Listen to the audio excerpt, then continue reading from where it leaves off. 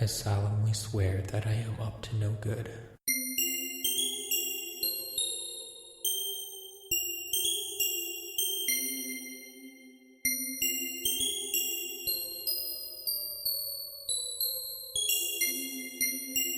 Hey everybody, welcome to episode 44 of Tales from Godric's Hollow, the number one podcast for all giants, half giants, and giant squids alike. I am Josh Brown. I am one of your hosts. I am the muggle of the show.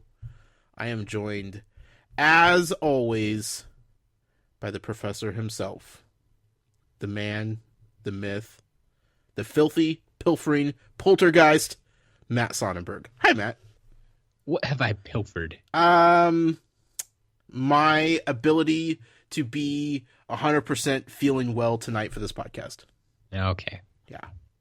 I am in desperate need of a visit to Madame Pomfrey.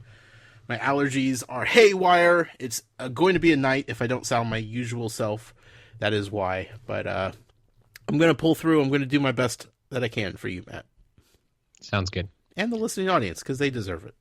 Yep, absolutely. How are you doing? I'm doing well. Yeah. It sounds like I'm doing better than you right now. Well, you did get snow in May, so... It's true.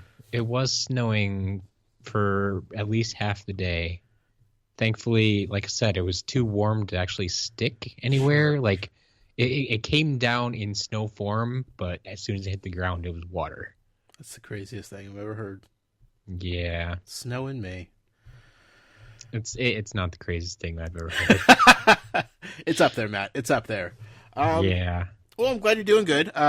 This week, episode 44, we're covering chapters 24 and 25 of Harry Potter and the Goblet of Fire. We are starting to really cook through this book now, aren't we? We are. We're getting there. Yeah, we're figuring out all kinds of things. Just when one mystery is solved, two more pop up. This seems to be like my favorite part of all of JK's books here, where it's you feel like you're making progress in the story, but then it also feels like you're moving backwards in a lot of aspects, you know? Yes. It's not the beginning where it's all just set up and recap. It's not when we're just getting to Hogwarts and kind of have to explain what's going on there. We're just slowly creeping into things. This is the action-packed center. Yeah. It's kind of like a ball of yarn, and right now I'm just trying to find the two ends so I can tie it all together, but it's just a mess right now. It's just there's yarn going all over the place, Matt. I can't keep heads or tails of it. It's pretty infuriating if you ask me, but nonetheless, it's definitely the meaty part of the book. I will say, just right off the bat here, and we'll get into it as we get into the reading, but I listened to this other podcast. Yes, folks, there are other podcasts out there, believe it or not. None probably as good as this one. However, there's a decent one that's called Lore, and it focuses on strange and unusual tales from all over the world throughout the ages, folklore, essentially. Okay. And this week's episode, it comes out, it's a bi-weekly show, so every other Monday it releases a new episode. And this episode this week that I listened to the first thing this morning, hot off reading the chapters last night for Harry Potter, was about giant squids and sea creatures and mermaids. And I was like, this is the most unusual thing, like a set of coincidences like I could have asked for. Like, it had nothing to do with Harry Potter, but all of these like mythical sea creatures are packed into this episode. I was loving it. That's awesome. Yeah, it was Hey, maybe they listened to our show and they got the idea. maybe, yeah, it was it was quite the coincidence, and I enjoyed it. So I'd like to recommend that show after you listen to this one, of course. Maybe check it out. There's another show I want to call out, though, real quick. Okay. I know you didn't expect me to just throw out some podcast recommendations to start the show. Not at all. But I can't help the way my mind works, Matt. Sure. Okay, hold on. This is I need to make sure I get the name right because right now I'm kind of delirious. One of our favorite listeners and community members, Rhonda. You're familiar with Rhonda. Yeah. She recently did a guest appearance on a podcast. The podcast is called History Goes Bump. And she had written me a letter earlier in the month and mentioned that she had been doing all this homework and research for her guest appearance on this episode. So I subscribed to the podcast and wanted to make sure I caught her episode. She was on episode 198 called Shakespeare and Ghosts. I don't know how much you know about William Shakespeare, but I feel like I know more about William Shakespeare from this one episode than I've ever learned in my entire life about the man. Sure. Fascinating episode. Rhonda did amazing. She was wonderful on it. So I just wanted to shout that out because, ghosts, we kind of deal with ghosts here on this show, here and there. Not as much as I'd like, but, it's kind of an underlying theme of our podcast. So I just wanted to throw that out there. Well, not to mention, we did just mention Shakespeare. Was that last week? It was either last week or 2 weeks ago. We did bring up Macbeth. I feel like you might be right. Yeah. That's a long time ago, though. I can't remember that far back. I'm sorry. Well, before we go too much further, speaking of our listeners and podcasts, I'll throw one more out there for you. Okay. I haven't gotten a chance to listen to it yet, but in our Patreon hangout this past week, our headmistress, Mel B, told me that she actually has a podcast. Oh, what? She actually has a Harry Potter podcast. Hold on. Has she been hiding this from us this entire time? Well, apparently she's been doing this since March of this year. Okay. So only a couple months, but she has about 10 episodes out there, it looks like. Okay. So, it's called Witch Weekly. Ooh. For any Potter fans out there, you'll know that's definitely a Potter reference. But you want to tell me all about it, Matt? I can't tell you all about it. And I'm gonna go ahead and say you probably shouldn't listen to it. Oh. But everybody else out there should go and listen to it. Definitely. Go do that. Yeah. There you go. If you're looking for more Harry Potter content, Witch Weekly. Witch Weekly. Now, this is the only other Harry Potter podcast that we'll publicly acknowledge exists. But for Mel B, we'll make an exception. Yeah. Yeah. Well, I mean, let's just get that all out of the way. I mean, if you're looking for other podcasts, there's a whole plethora of podcasts to go subscribe and download and check out. But please, stick around for this one first. We have tons of stuff for you this episode, as we always do. It's true. First of all, we have a giveaway to get to, Matt. Also true. Yet another giveaway. This is, I don't even know how many consecutive weeks it is. It's so many, I lost count. Very true. That's a good thing. I have a list somewhere, but it's a long list now. It's more fun if we don't throw out that number. Because then, imaginations run wild and hundreds of weeks consecutively have given out giveaways for all the people know out there. Eventually, we'll get to that point. Eventually. That's a long road to travel. However, here we are. We got a giveaway. Matt, what are we giving away this week? This week, we are giving away Professor Moody's wand. What a fascinating wand it is. It is. I'm very grateful that you allowed me to see the wand. That was very nice of you. Yes. No, it's a cool wand. It's definitely on the unique side of things. Doesn't look like anybody else's wand. Now, remind me again, Matt, how we set up this giveaway and what we were doing to give away said wand. All right. So we asked the people last week to, inspired kind of once again by your boy Hagrid and how he has his wand in the pink umbrella. So you wanted to know if you could either put your wand in something or just substitute your wand for another item and use that as your wand, what would it be? Yeah.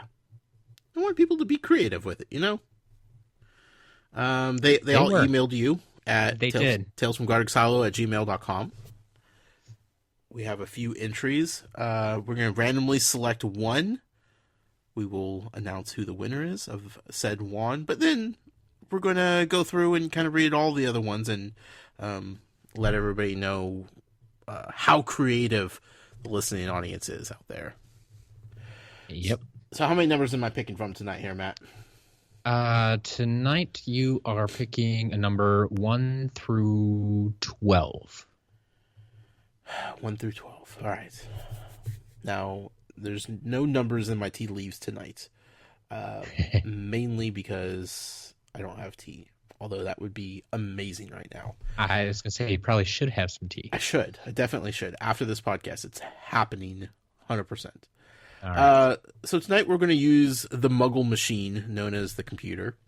And we're going to do a random number generator. Because I don't feel like being creative tonight. So I'm going to hit the button. We're going to come up with a number. That number is lucky number 4. 4. So number 4 is going to give us a man by the name of Falcon. Falcon. Congratulations, Falcon. I got to know. Is that his real name? I think he's also a Patreon member, and I don't think it is. Oh, dang it. Unfortunately. I'd love to meet somebody named Falcon. He definitely goes by Falcon everywhere. So I appreciate that. I'd also want to meet the parents of somebody named Falcon and just ask them, what happened there? What's going on? What's the story? Because there has to be a story, right? You would think so. Some names are just picked because they sound good or they flow well with the last name, or you're taking the name of, father or mother or grandmother or whatever. Falcon, though, that would be a story, I would hope. Yeah. Congratulations, Falcon, nonetheless. What was Falcon's makeshift wand?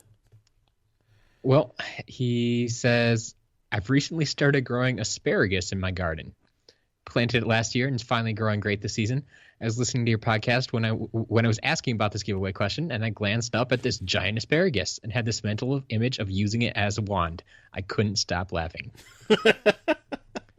And he has a picture here of his giant asparagus. It's I guess I've never seen asparagus in a garden or growing anywhere, so I don't know how big it normally gets. Yeah.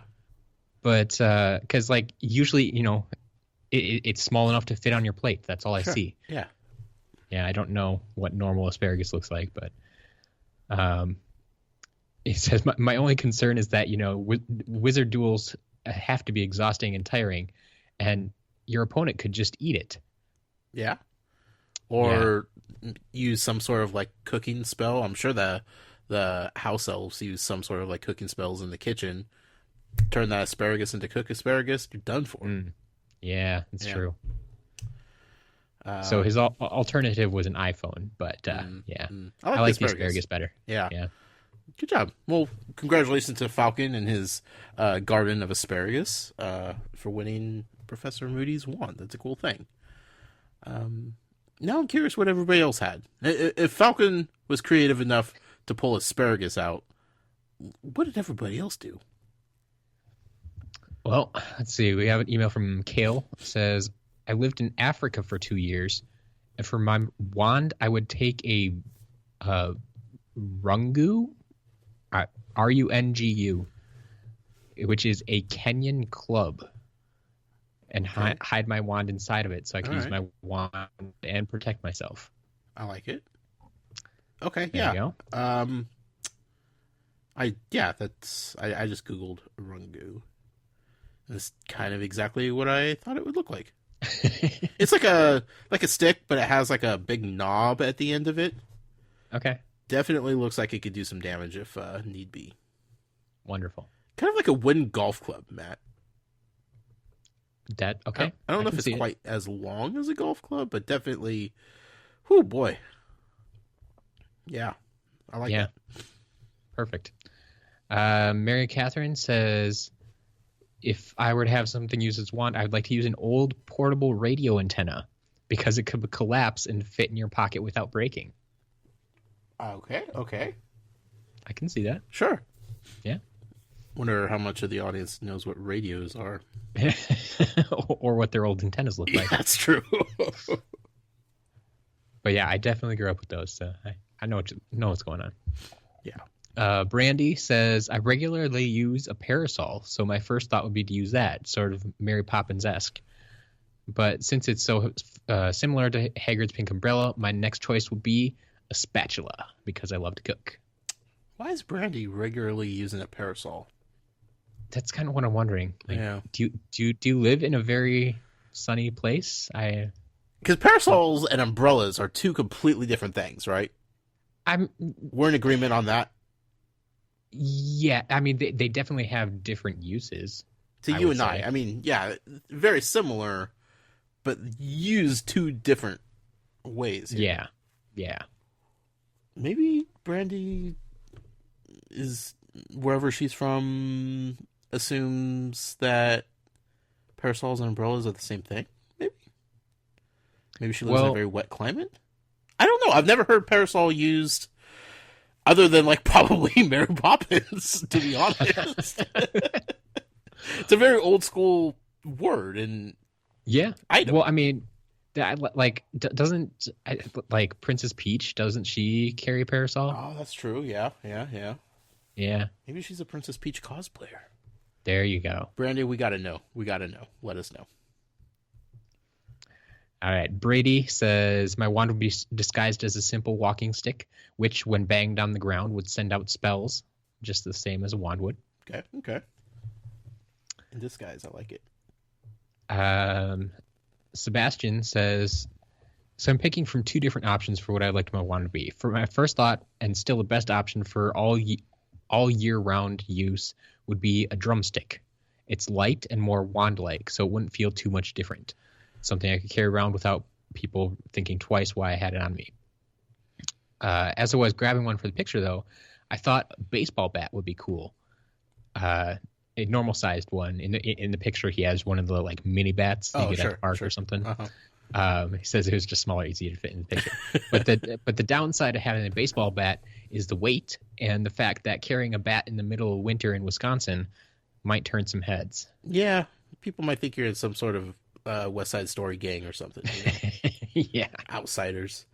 Also, I don't know if it's like my head tonight or whatever, but when he said drumstick, my thought went to chicken, and I started to get hungry. So I know what he meant by the end of it. Yeah, but yeah, definitely going for the musical instrument drumstick. Makes way more sense. Yep. We have one from Rhonda says, my choice for hiding a wand in plain sight is obvious. I'd use a paintbrush because besides pencils and my phone, that's what's most often in my hand. Also, it would be a cool carved one like the one in this picture. Which, actually, I'm going to send this over to you because I've never seen a paintbrush like that. Okay. I can't stop thinking of Epic Mickey now. Honestly, just the color on it kind of reminds me of that for some reason. I don't know. So I'll work on getting that to you. Sure. No worries. Jessica says, I think I would use a spoon because it's inconspicuous enough to blend into everyday life, like Hagrid's umbrella. And what better than a spoon, as long as I don't mix it up with my regular silverware. Yeah, that would be dangerous. Yeah. I mean, good place to hide it, but then, yeah, bad things could happen. Right along the same lines, Rihanna says, this dingle hopper seems like a good way to conceal a wand. You can comb your hair with it or eat with it if need be, and small enough to fit inside a purse. And of course, for those of you too young and your parents sadly haven't shown you The Little Mermaid, a dingle hopper, of course, would be, Josh? That would be a fork, Matt. There you go. Very relevant for tonight's episode, also. It's true. Our headmistress Mel B says, I had two ideas for what I use for my wand, and I couldn't decide which I loved more. My first immediate idea I came up with when I heard it was my phone. Need to cast a spell? There's an app for that. I would simply have the pieces of my wand infused to the phone that I buy. My phone would then theoretically be protected by magic, so it would be unlikely to break. Sure. My other idea was my favorite pen. She sent a picture of that. I love these pens, but I only know of one place that sells them, and it's 5 hours away. So I buy them in bulk when I end up running out there. Smart lady. Yeah. There's something to be said about just a perfectly writable pen. You know, like that, just that pen that just writes the most beautiful letters ever. It's true. I've run across a few of those in my day, but yeah, they're few and far between. Yeah. Let's see, we got a couple more here.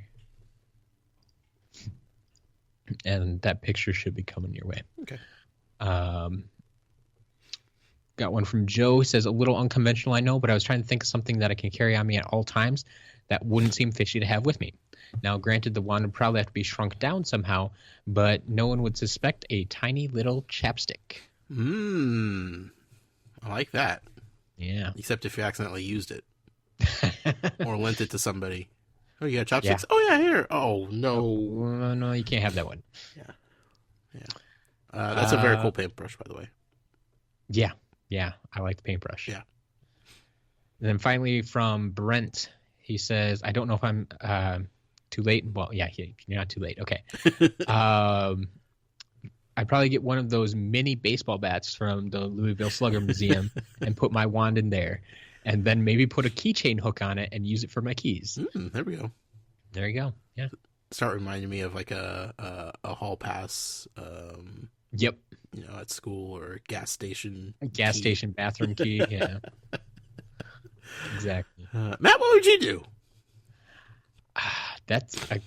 Wow. I didn't even really think about it. You had a week to think about it, Matt. I know. I don't usually answer these questions, though. No, that's true. Yeah, microphone. There you go. It's sitting in front of me. Sure. Easy enough. What about a chopstick? Yeah, a pair of chopsticks.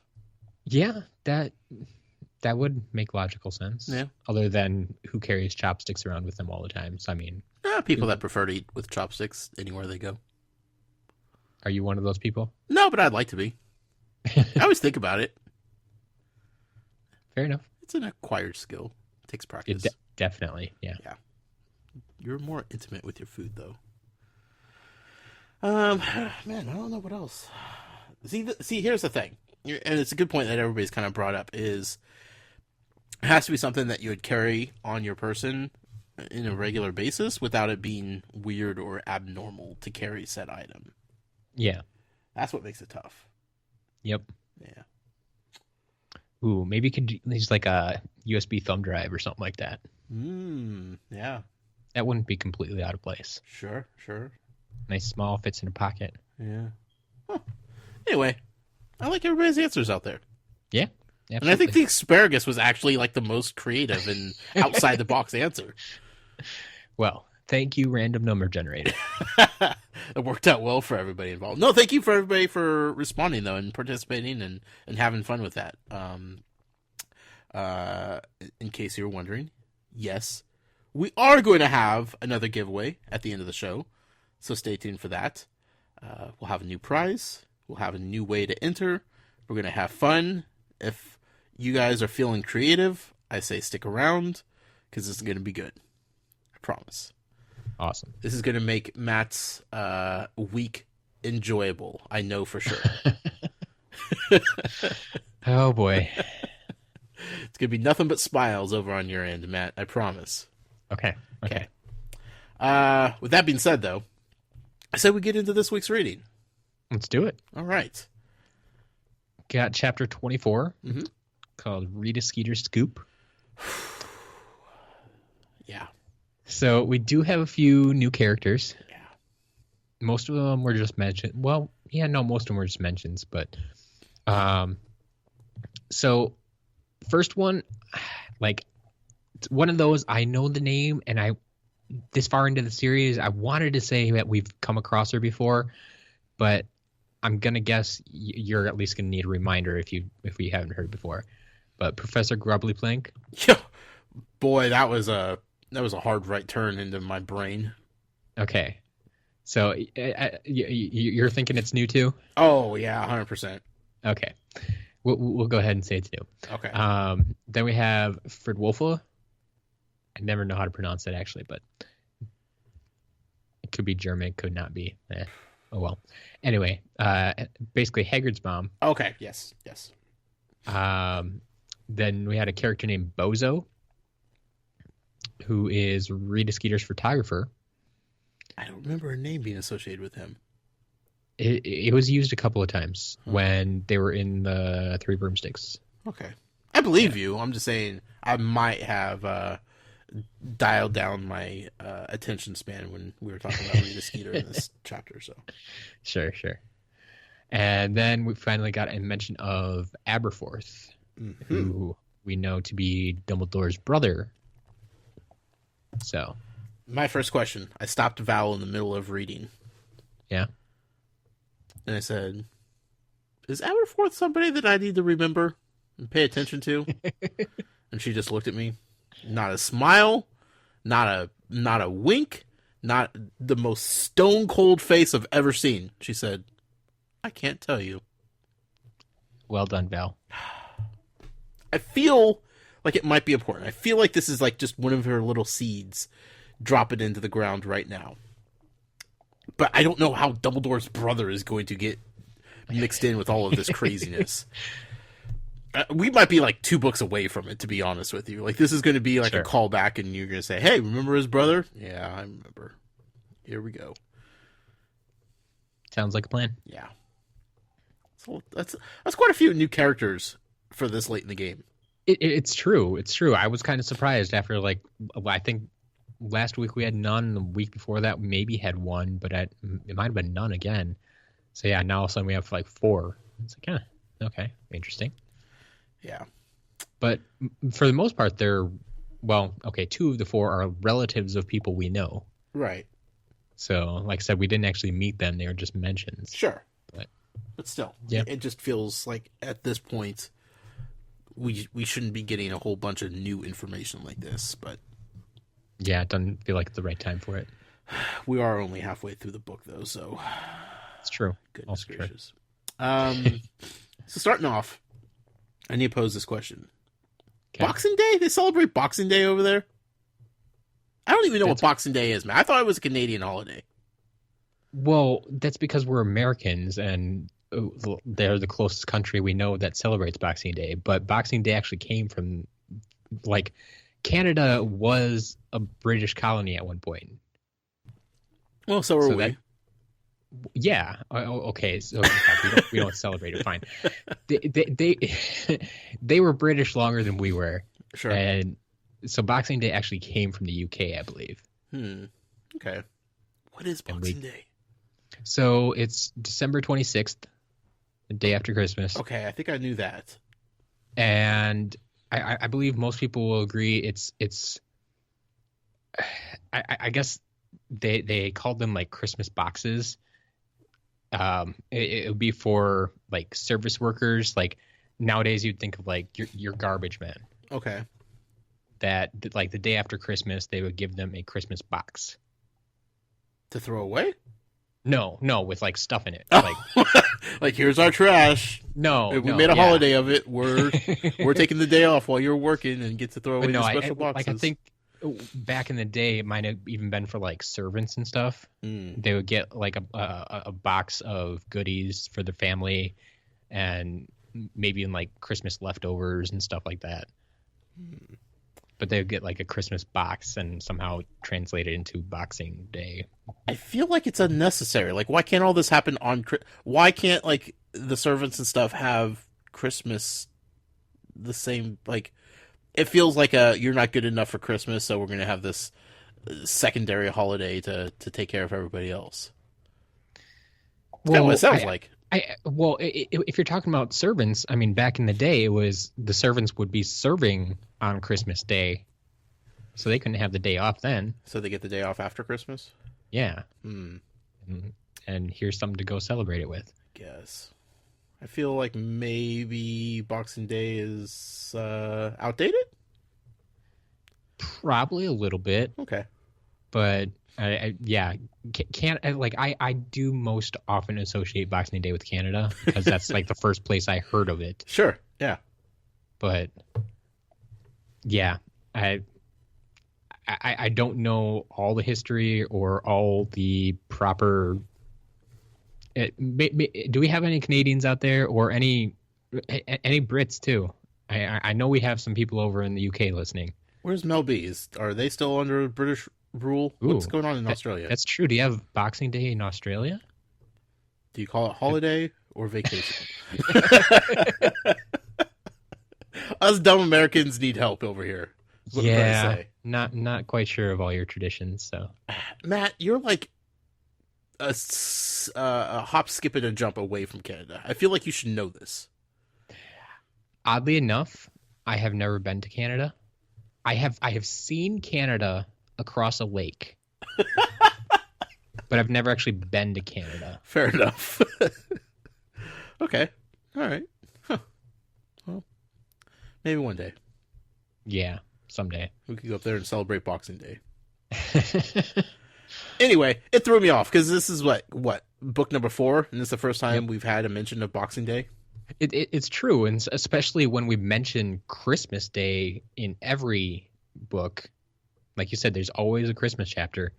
And so anyone that celebrates Boxing Day obviously knows, okay, Boxing Day, it's the day after Christmas. But Right. if you don't know that, yeah, it's kind of a weird reference. Yeah.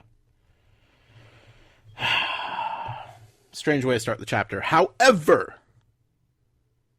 I need to move on to the most important thing that happened for the week. Okay, The most important thing, Matt. what's that? Even Hermione is not surprised Hagrid is a half giant. I feel like I'm off the hook here. Me, Mel B, and Hermione are all on the same page of just that was a natural assumption. Well, okay. But you see, Hermione kind of has inside scoop because she has knowledge of that world. It's true. And like I said, going into it, I could have readily assumed that he was a giant because he's bigger than everybody else. Mm. And in this world, I don't know what is considered a giant. Sure.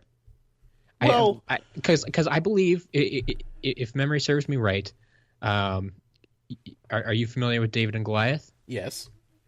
I believe Goliath, he was considered a giant, and I believe he was only somewhere around like 8 feet. Well, here's something, a counter argument. In the first book, we met a troll. There's a troll in the dungeon, Matt. Yep. And I want to say that this troll was probably a little bit bigger than Hagrid, based on description. See, you have to Or base it on close. description because I don't think we ever saw Hagrid near the troll. No, but I mean, just based on just general size to relationship with the kids, if not bigger, at least the same size. Right? Sure. I sure. don't think we could say that Hagrid was like towering over this troll. So with that in mind, in my head, a giant would definitely be bigger than a troll, no matter which way you shake it. Even if you are considering the fantastic movie called Troll Hunter, those are pretty big trolls. However, I would still think a giant, just based on the name alone, would be bigger than all of that. So, depending on how big your trolls are, I guess is what I'm saying, would make the giants bigger than the trolls by a substantial amount. So, if Hagrid is not bigger than the troll in the dungeon, then one would logically have to assume that Hagrid is not a giant, but maybe just a half giant. I guess I can give you that. Yeah. Or at least not a full-grown giant. Like, there is a possibility he's not full-grown yet. Yeah, I mean, I don't know the growth cycles of giants. exactly. You don't know how old giants live to be because, well, I think we find out in this chapter, like, he says it looked like he was like 7 or 8 feet tall when he was 11. Sure. So yeah, I don't know. Regardless, I'm just saying Hermione wasn't surprised by this, so everybody needs to calm down and just admit that, maybe Hermione and myself are connected, one and the same of sorts. Okay. That was important, Matt. That was an important start to the chapter. I immediately rose my hand. I said, see? Even Hermione knows that he's a half giant. How do you get that out of the way? Professor Grubbly Plink. Yes. What a fascinating name that is. Hyphenated? Like, is this a married name? Like, what's the deal with this name here? Honestly, I've never thought about it. You just accept. Like, I mean, if you think about it, every name that we have is a one name, right? It's very true. I think this might be the first hyphenated name that we've come across. Yeah. So it immediately made me curious about the situation, because Val had to spell it for me, because, goodness gracious, I couldn't use the Muggle machine to look something like that up. So when she threw the hyphen in there, I was like, hold on, wait a second. Maiden name Grubbly? Married a Plank? Vice versa? What's going on? What's the story behind this Grubbly Plank name? Yep. I need the back lore on this, Matt. Anyway, she's a witch. She's taking over care of magical creatures for Hagrid, who is indisposed, which is not a good thing. I'm immediately worried about my dear friend Hagrid. Yep. I'm not too keen on somebody just strolling down and taking over this class here. Yeah, so it's another unknown, and even worse when you don't know what happened to the old teacher. Right. Especially if you're one of the trio who actually liked the old teacher. Sure. I mean, obviously, we see the Slytherins waltzing in here, all smiles. Mm-hmm. Yeah, all the students are okay with this. Now, my big thing is the introduction of just a new character to take over this class. Like, why not? I mean, I guess all the other professors are probably dealing with their own classes themselves, but maybe Filch? Does he know magical creatures? I don't know. It just seemed weird just to have somebody new just waltz in. Is this Grubbly Plank character? Has she been at Hogwarts the entire time doing something else? We don't know. How does this... What's the process of substitute teachers at Hogwarts? Yeah, that's a good question. I would kind of... I guess I kind of pictured it as, like you said, a substitute teacher. Mm. That, I mean, I don't know if they have a pool of people to send an owl to, right, at a moment's notice when they need someone to fill in, or how exactly. Like, I think this situation is kind of a little bit unheard of, because it's not often that professors become indisposed. Generally speaking, it usually, lasts until the end of the year when you have to look for a new teacher. Yeah, they can make it through the end of the year. If it's anything, like if they're just feeling ill, like Madame Pomfrey can take care of that overnight. Right. But that's not the case here. Yeah. Like, you could use the Flu Network and get there pretty much instantly. I get that. Yeah. But where are extra professors just hanging around waiting for that call? Like, I have a feeling like she probably works for the ministry, maybe, or there's not many wizarding schools, I guess, is what I'm trying to get to. So there can't be a large selection of just substitute teachers sitting around waiting for a call off the bench. Maybe she just tried retiring last year and then was sitting on the couch watching the game at home and wait. No, that's quarterbacks. Is she from Durmstrang? Is this going to be bad? This is going to end bad, isn't it? Oh, goodness. No, we don't know anything about her. She looks... Yep. I think they described it as looking kind of ragged. Her robes were, at least. Yeah. If I remember correctly. Maybe a little tattered. Yeah. I think she was like had gray hair, and so I mean, you get the idea she's been around for a while. And Sure. It wasn't the most flattering of descriptions. uh, Regardless, students are into it, except the trio, of course, who is a little curious about old Hagrid. But, you know, she brought a unicorn to class.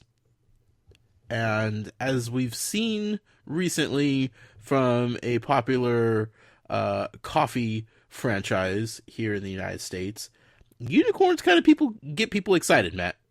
it's true, very true. This is an excitable creature, and if you're going to learn about magical creatures, you might as well go with unicorns. That's a pretty solid creature to learn about, I would think. You would think so, except I mean, the big question is, how did you catch one? Well, seems like the female touch is a lot easier on unicorns, which would explain why Hagrid's always had his share of difficulties with them. Yeah, He's definitely lacking a female touch, and but Miss Grubbly Plank, Mrs. Grubbly Plank, Professor Grubbly Plank, I feel like she knew what she was doing somehow. somehow, yeah. Especially if she just stepped in overnight, and it's like, oh, look, hey, I have a unicorn now. If she's good enough that she can catch a unicorn at will, Yeah. Well, like it wasn't something she had to plan weeks in advance. maybe she had it with her. Maybe that's her buckbeak, She has a pet unicorn. I mean, is that out of the realm of possibilities in this world? Well, for how rare and elusive unicorns are supposed to be, Mm-hmm. I would say yes. Well, maybe. We'll see. Okay. Maybe. Probably not. Who knows? That's probably just going to be a dead end. So we figured out what's going on. Yeah. And I am pretty certain that most of the emails that we get this week, if we got any, will make some reference to this being the chapter that everybody's been waiting for me to read, so I would get off my high horse and denounce Rita Skeeter as a legit journalist. I just want to point out now, before we even get to the emails, Matt, because I don't want to hear it, I jumped off that train last week. It's true. So, everybody that was all excited for this chapter, the egg's on you, because I was ahead of the curve, as they say, and I saw the ship sinking, and I jumped off instead of going down with the band and the captain. But All right. I understand why everybody's waiting for this chapter, because she absolutely destroys Hagrid in the most meanest, ugliest way she possibly could, and it made me sick, and it made me mad, and it made me angry, and it made me fuming mad. I was just, I did not appreciate what happened to Hagrid. What did Hagrid ever do to her? Nothing. Nothing. She just wanted a story. She found a headline. She found a headline. Clickbait, man. Clickbait. Yep. And you see, what gets me about this article, too, is that she uses some quotes again. Mm-hmm. Yeah. Like, in previous article, we talked about she was quoting Harry Potter, things that he never said. Right. Well, the quick quote was. Yeah. Yeah. Here, we see she's quoting, I believe it's Malfoy and Crabbe, I think. Yes.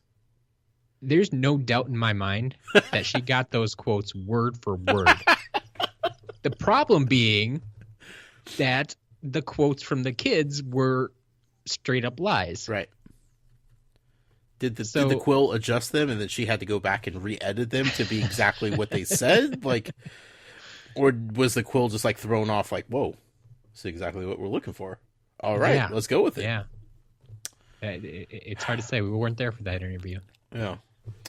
Also, what I noticed about this article is like the main focus was on Hagrid and him being half giant, his mom having ties to good old Voldy and whatnot, and him being kind of incapable of being a professor at Hogwarts.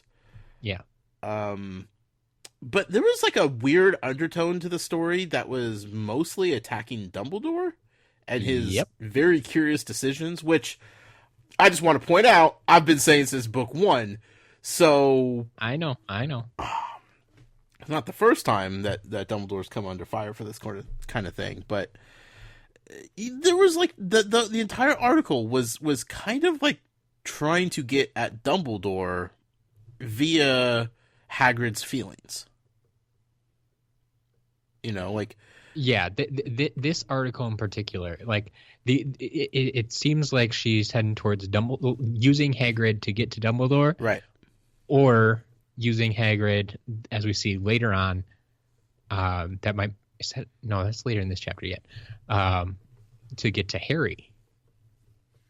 Like she knows Harry's going to be a big enough headline too. Yeah, but then at the same time, Harry is very special to Dumbledore. She knows that. And Hagrid is very special to Dumbledore. Yeah, but the other article we've seen about Harry wasn't necessarily... Did that really go after Dumbledore? No, but I feel like Dumbledore being his protective self, like, would still... There would still be something to kind of irk him with it, you know? I mean, she did get thrown off campus because of it. Yeah. By Dumbledore. Yeah. So it kind of feels like she's directing all of this towards Dumbledore. Like, there's an ultimatum here. She's trying to get to him for some reason. I don't think she's trying to get at Harry. I think Harry she thought was going to be an easy target, and kind of she wanted him to be bait to get Dumbledore, and she kind of realized how hard-headed Harry was, so she turned her attention over to Hagrid, who's far more sensitive and not as strong-willed and hard-headed as Harry is, making him the bait for Dumbledore. Sure. That's how I'm seeing it. Okay. I don't know what she's really after. For all I know, she could be working for Voldy himself. I don't know. But it just... Reading that article, like, my heart felt bad for Hagrid and the whole thing, but it just felt like it was cheap shot after cheap shot of questioning Dumbledore and his ability to run Hogwarts, which, you know, I feel like I don't know where he's standing with the Ministry at this point, but stuff like this could be damaging to a guy's character. Yeah. So, that's my interpretation of it. Also, poor Hagrid. Yeah. However, can we talk about how the Blasted Scroots came to be? Yep. He didn't find him. He didn't win him in a poker bet. He didn't, do like a mail order shipping situation where he got, sent in some gold coins. I forget what the name of their money is. And received some galleons and received some Blasted Scroots in return. No, our dear friend Hagrid decided to challenge nature a bit and create his own species. At least that's what Rita Skeeter tells us. I feel like that's probably true. Like, I'm thinking about this, and it's like, well, yeah, I can totally see Hagrid doing that, and he may have admitted that to her, and then she took that and ran with it. She was like, okay, we got something here. Because it's one of those things that you kind of feel he's probably been hiding for a while. He wants to tell people because he's kind of proud of it. Right. But he's kind of been hiding from the students and maybe some professors, and then gets this reporter and it's like, oh, well, yeah, sure, I can tell her. Or Yeah. somehow it just slips out. I mean, Yeah. we've seen that from Hagrid before. Should not have told you that. He's not really good at keeping secrets. Yeah. So, yeah, just bad situation all around. I feel bad for Hagrid. I'm at least happy that the students are getting some useful information from this class. Like, even Hermione's appreciating, like, the fact that there's actually learning happening. Yeah. Yeah. The fact that you could teach Hermione something that she Right. hasn't already learned from a book. Right. I mean, it's not like she knew everything about Blasted and Scroot, but... Well, how could you if they were a new species? Exactly. But at the same time, I don't know how much she was actually able to learn because she was just trying to, save her life every time they had a class. Yeah. So I appreciate that the students are learning something. It's something cool like a unicorn. There is some value to be had from this. I don't know, this Grubbly Plink character, I don't know if I could trust her or not. But me being a fan of magical creatures and stuff, I at least appreciate that there's something happening while Hagrid is trying to deal with this situation. Yeah. And that they didn't just cancel the class and, It's kill true. every magical creature on the grounds. And, Well, it that could would have be been weird. bad. Yeah. Newt would stepped in. You would hope, right? You would hope. There. Well, why isn't he teaching this class? Where is Newt at this timeline? Is he just an old wizard just hanging out somewhere? No. Like in this timeline is when I think this is when he's writing Fantastic Beasts, What? or had just finished writing. Really? Yeah. Huh. Because you remember when we were talking about in the third movie, Yeah. like if you paused it on the Marauders map, you can see Newt that's in right. Dumbledore's office because he was asking him to write the introduction or something That's to the book. right. That's right. Yeah. Where is Newt? He would definitely be a great fill-in.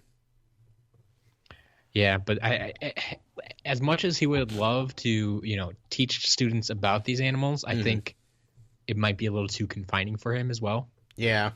Yeah, that's true. Like I'd rather be out with them in their natural habitat and exploring as much as he can. They would be taking a lot of field trips, I feel like. Yeah. Yeah. Although the giant squid would definitely have a larger part in this book, Matt. It's true. It very well could. Yeah. Speaking of giant squid is a kind soul, Matt. I don't know why anybody would be assuming that he was going to just grab Victor Crumb out of the water and thrash him about. That's not giant squid behavior. Yeah, but it's Ron's imagination. I mean, he could hope, but Ron is also needs to wisen up here about what we're talking about. It's the giant squid. Come on now. Yeah. But still, I mean, what is Victor doing jumping into the lake? Like they said, Swimming, showing it's off. freezing though. Not to him.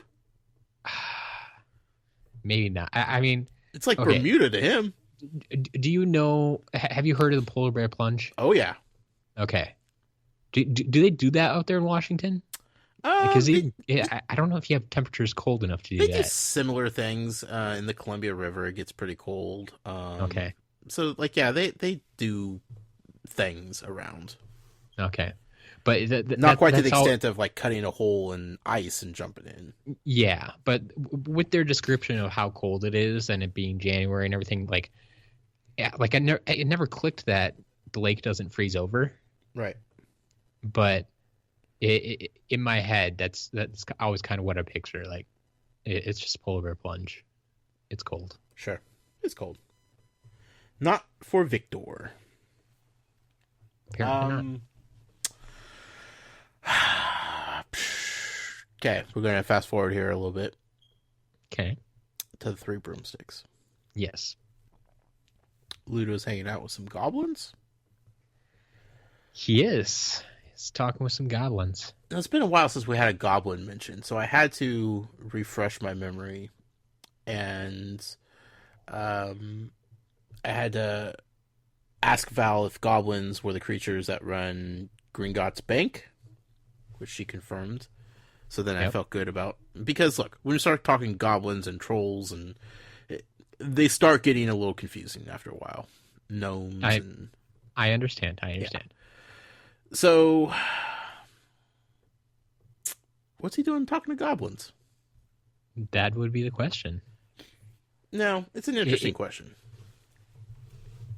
I feel like it's a red herring though, Matt. Think so? I feel like this is just one more thing JK is trying to establish as making Ludo Bagman look shady and shifty and untrustworthy by having him talk to goblins, which, look, we don't know much about goblins. We don't know the intentions of said goblins. We don't know what they're about, what they're talking to. Maybe he's just trying to get a loan, you know? Maybe he's talking investments. To me, it seems more like the goblins want to talk to him. Not so much he wants to talk to the goblins. I think if he wanted to talk to the goblins, he'd have to go to, like, the bank or something. Yeah. This seems more like, I mean, if you want to associate goblins with money, like you said, the bank, that's kind of their thing.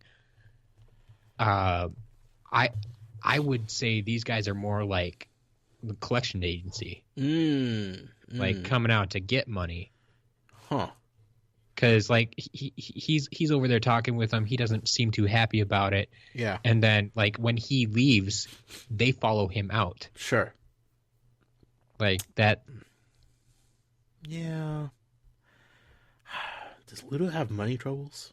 Is he filing bankruptcy? I don't know. I feel like, again, I think it's just a giant red herring. I think it's nothing bad. It's nothing to worry about. I think it's all just to make us kind of start questioning Ludo and what he's about and why he's trying to help out Harry and all this good stuff. In my heart of hearts, I still think he's a stellar stand-up fella, and we have nothing to worry about. Okay. Mark it down, folks. Okay. Send in your emails when I'm wrong. Or not. Bigger thing. Crouch is missing. He is. Now Has that's been curious. for a while. Yeah. Well, we knew he was sick and not coming into work. Well, we heard he was sick from Percy. And that's the only Weatherby. person who's been telling everybody that he's been sick. Like Right. That's the only contact he's had with anybody. Yeah. And who knows if that, I mean, it's one of those things. It's like, is Percy actually getting these notes from Crouch, or did he actually go missing and his captors are sending in notes or something like that? I mean, just Sure. some other person for some reason, whatever happened to him. Or did Percy poison his boss so that he could take over? No. Percy isn't clever enough or diabolical enough to come up with something like that.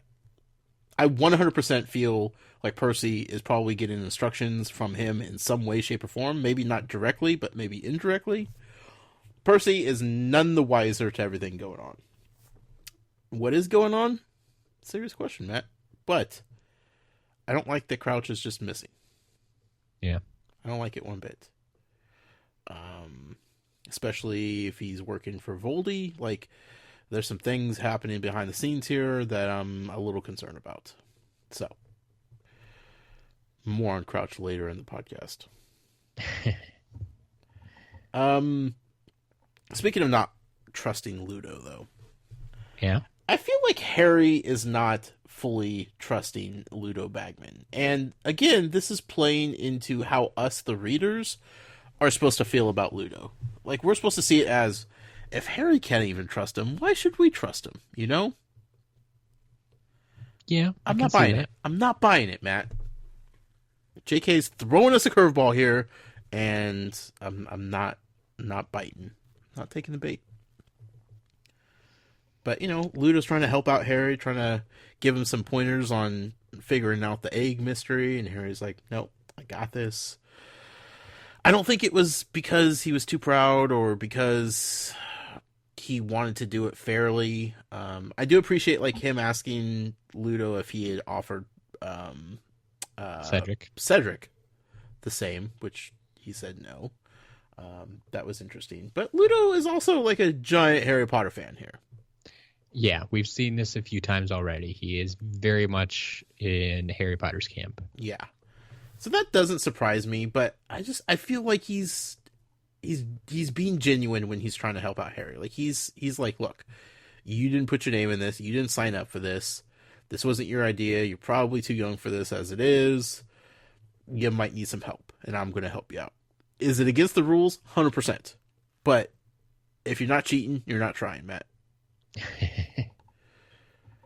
So, just let that simmer there. Will do. Yeah. There was a mention of a goblin rebellion at some point in history. Yep. I want to know the backstory on this. I want to know about the goblin rebellions. Have to go talk to Professor Binns. If I knew who Professor Binns was and how to find him, and oh, you know who he is. He's the ghost teacher. Yeah, it'd be great if they actually referenced him more than once a book. I want to know these professors, Matt. I'm dying to know about these professors, and they're just so casually tossed around. It drives me nuts. Okay, but I would love to have a sit down with Professor Binns. I would be sitting in the front of his class. I'd be so fascinated. I want to just makes me happy just thinking about it. All right. I think one of the big points to come out of the Three Broomsticks was Rita Skeeter maybe not learning or realizing, but we as the readers kind of catching on to she might have met her match. She might have met somebody that she's not going to be able to push around and bully and throw under the bus the way she does everybody else. Yeah. Hermione Granger. That little spitball of fire, she's not going to take anything from that lady, and I love it to death. Absolutely, yes. She just feels like sticking up. She's just like, look, this is the way it's going to be, and, I don't even care. And, Rita was throwing some jabs, and Hermione didn't even flinch. Yep. Didn't even flinch. Yeah, she knows how to take everything in stride. It's like, she understands what Rita's doing, and she's not going to let it get to her. Yeah. So I appreciate that. I don't know how this is going to develop, but I see the feud starting to simmer a little bit. Eventually, I feel like we're going to have a Snape and Moody showdown. I feel like the undercard of that title bout is going to be Hermione and Rita Skeeter at some point. Okay. All these people are starting to get matched up with their opponents, and I'm digging it. I like it. All right. Yeah, definitely. Rita needs to get put in her place, is what I'm saying. It's about time somebody did it.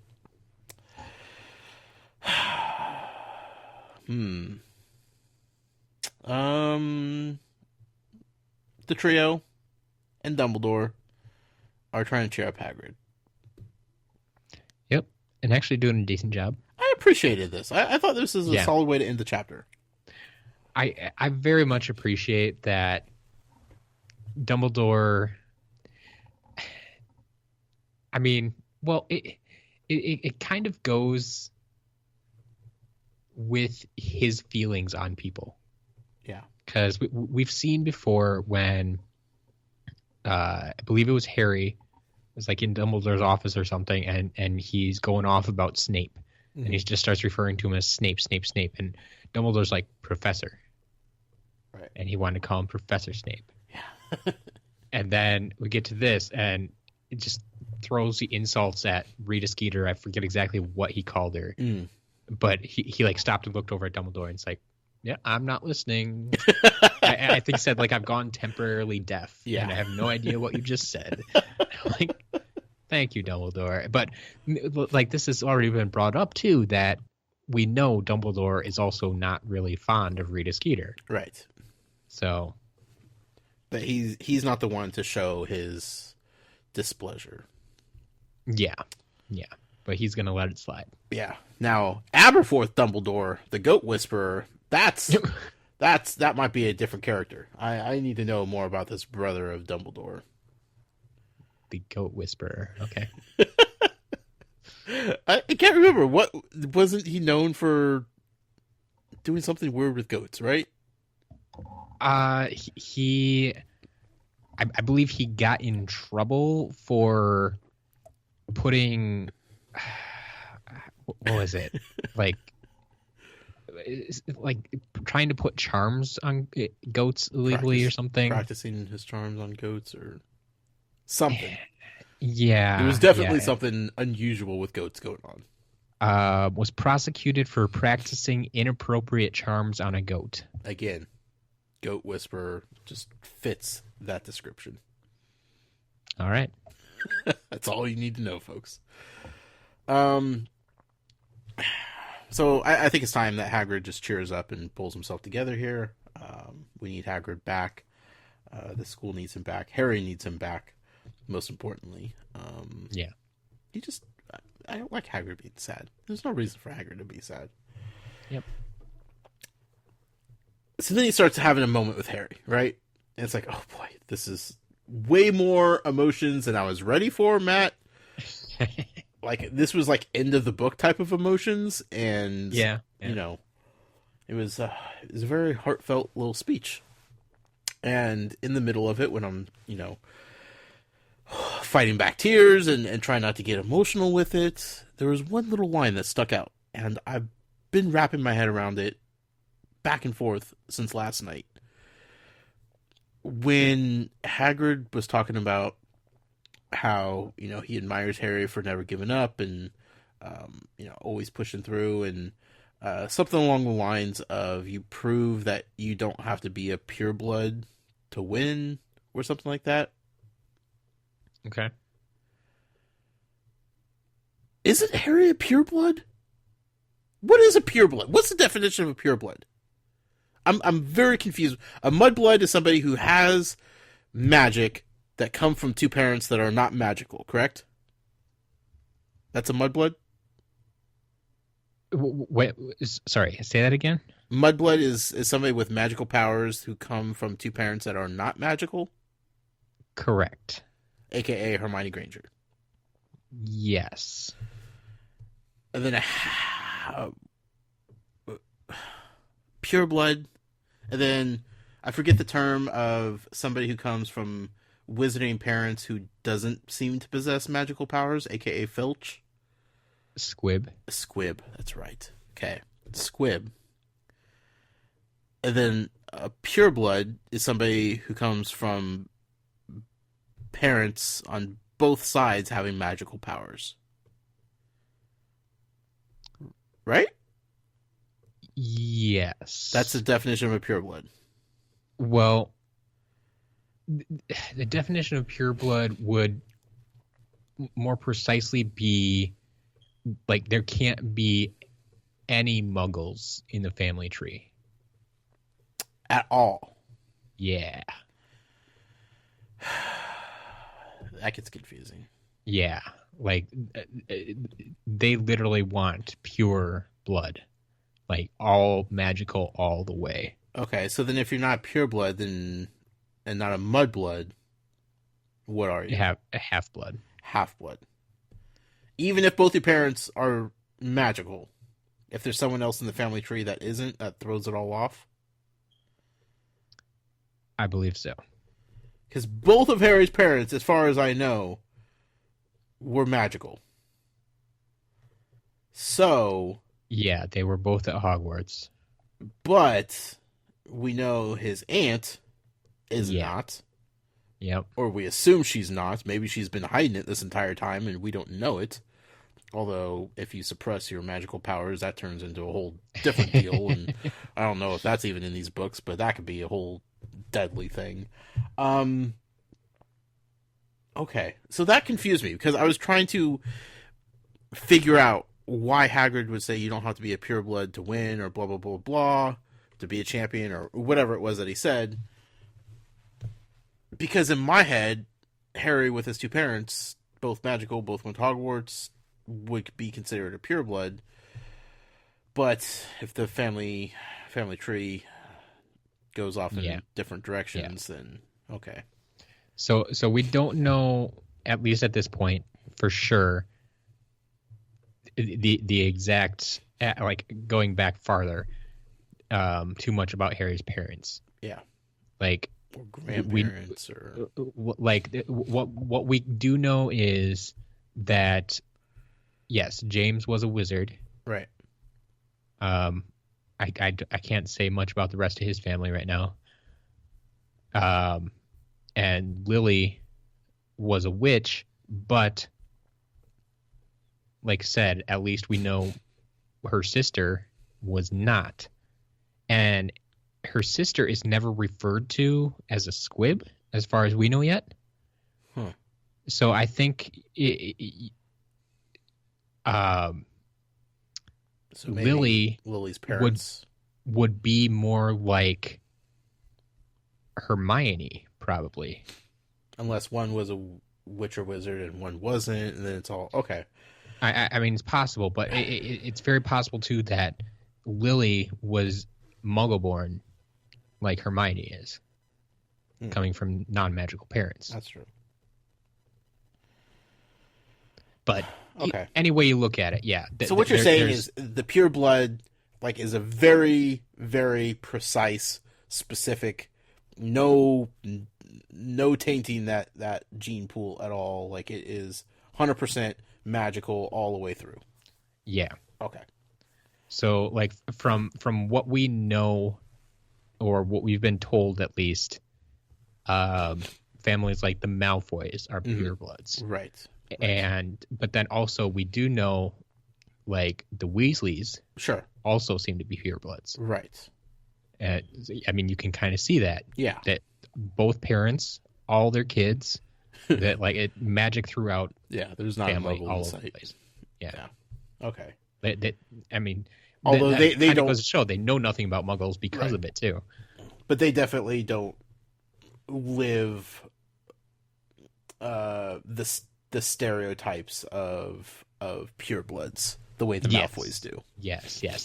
The Malfoys are kind of that, old money, Yeah. rich, pureblood, kind of snobby. Sure. And sure, when you use the term pureblood, that's what a lot of people probably think of. Yeah. But you have to remember, there is obviously that's not how they all are, because the Weasleys also pureblood.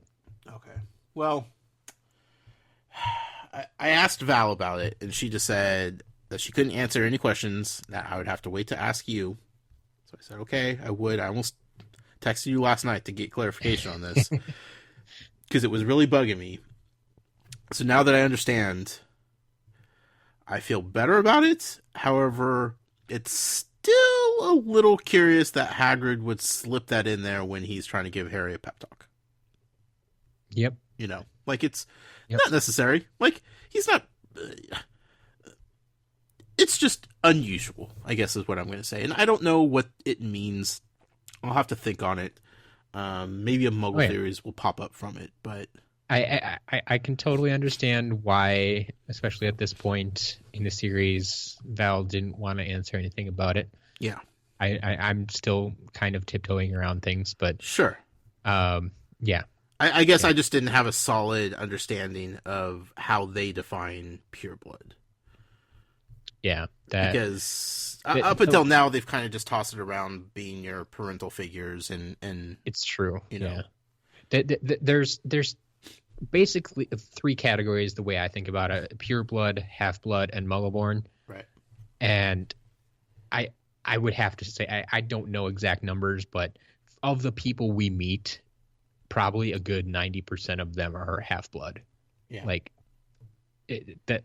I think that was mentioned in it might have, I'm not sure if it was in the book, but it might have been a line in the movie when they were talking about mudblood the first time.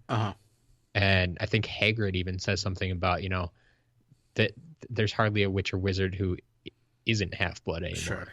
Which makes sense if it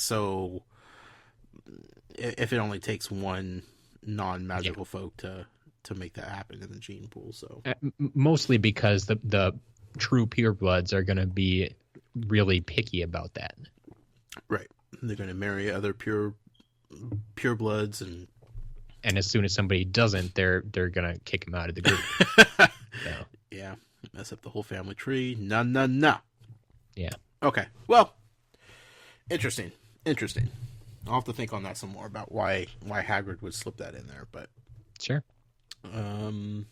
Yeah, interesting, but solid way to end the chapter. I needed the redemption of Hagrid. We didn't get it in full, but we saw it starting to happen, and Yeah. that was good. One of the most interesting parts, like, I never thought of up until this point, is when I think it's Dumbledore mentions that he's gotten the letters from the parents that want Hagrid to stay. Right. It's like, I never really thought about it. Yeah, I guess he's been there for a while. So these kids' parents, would have known Hagrid as well. Yeah, they went to school with him, or he was there when they were at school, and Yeah, and from I think in the article we kind of hear that he kind of never left Hogwarts. Yeah. When he was kicked out, Dumbledore kind of got him a job right away. And so, I mean, he was like this, let's see, third year, so like 13, 14-year-old kid. Right. Getting a job at the school. I mean, he was big enough for it. yeah. Anyway, solid chapter. I liked it. Yeah. Want to just set the stage for things to come. I think it wasn't action heavy, but definitely a lot more emotion than I expected. Fair enough. But I was dying to know what was going to happen with this egg. Like, we have to figure out what's in the egg at some point, right? Yep. It's coming up. Maybe in chapter 25? Well, promising title, The Egg and the Eye. Yes. I feel like anytime the eye is referenced, we could all assume that Moody's going to be involved. Yeah. That's especially when it's I singular. It's not like we've met a Cyclops or something that's going to pop up. Are there Cyclops in this world? I don't know. Well, I do know, but once again, I can't tell you. So That's true. You don't know. No, not yet. But for the time being, yes, I think it's safe to assume that the eye is Moody. Yeah. Do we have any new characters? I did not write anything down. So, did you come across any? Nope. Okay. No. Yeah, I think that this chapter really revolves around just a few characters. Yeah. So, What a chapter it was. yeah. It made me smile. It made me tense up. It made me hold my breath. It made me laugh. It made me cry. It made me angry. All sorts of emotions. Wide range of emotions here, Matt. Getting right down to it, Harry's going to go take a bath with an egg. That's what it sounds like. In the prefect's bathroom. Sounds like they pretty much have a swimming pool instead of a bathtub.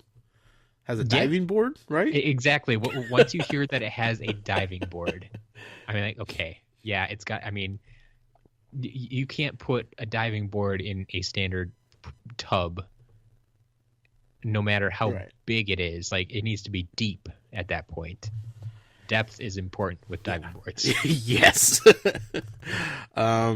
So we're not talking about just your ordinary bathroom here. Prefects have it nice, don't they? Yep. I can understand why Percy was kind of on his high horse all this time. I don't know why. Maybe I feel like after this chapter happened, I should have expected this. Whenever we talk about plumbing, going forward, I'm going to constantly just assume that Moaning Myrtle is faucet away. I had not once considered the possibility that she would be back in this book, in this scene with Harry Potter and the bathtub and the egg and all this stuff. Like, not a chance I could have ever predicted Moaning Myrtle would return. No. Definitely a surprise your first time through. Yeah. I loved it. I absolutely loved it, because I was like, you know what? This is going to be a pretty bland thing of Harry just, messing around in the bathtub, trying to figure out this egg. It was such an amazing chapter or sequence of events because of Moaning Myrtle being there. Until you find out that Myrtle's kind of a creep. Well, a little bit, but she's also dead, so I feel like she has a pass. But still, it's awkward. And I feel like I totally understand Harry in this situation. Like if like Myrtle was just like in your imagination or something, or the fact that she interacts with other people as well, maybe not as much as Harry or as friendly as Harry, but like it's still gonna be weird. It totally is, but she's been weird from the beginning. Yeah. And unfortunately, part of that weirdness for me is you never know what's going to set her off.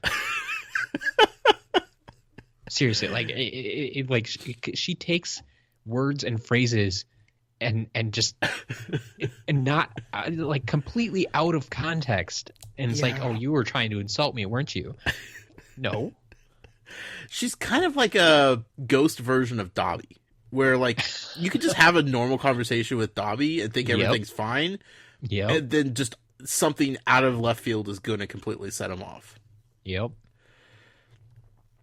I don't think I've really understood how much I appreciated Moaning Myrtle from the second book. Chamber of Secrets? No.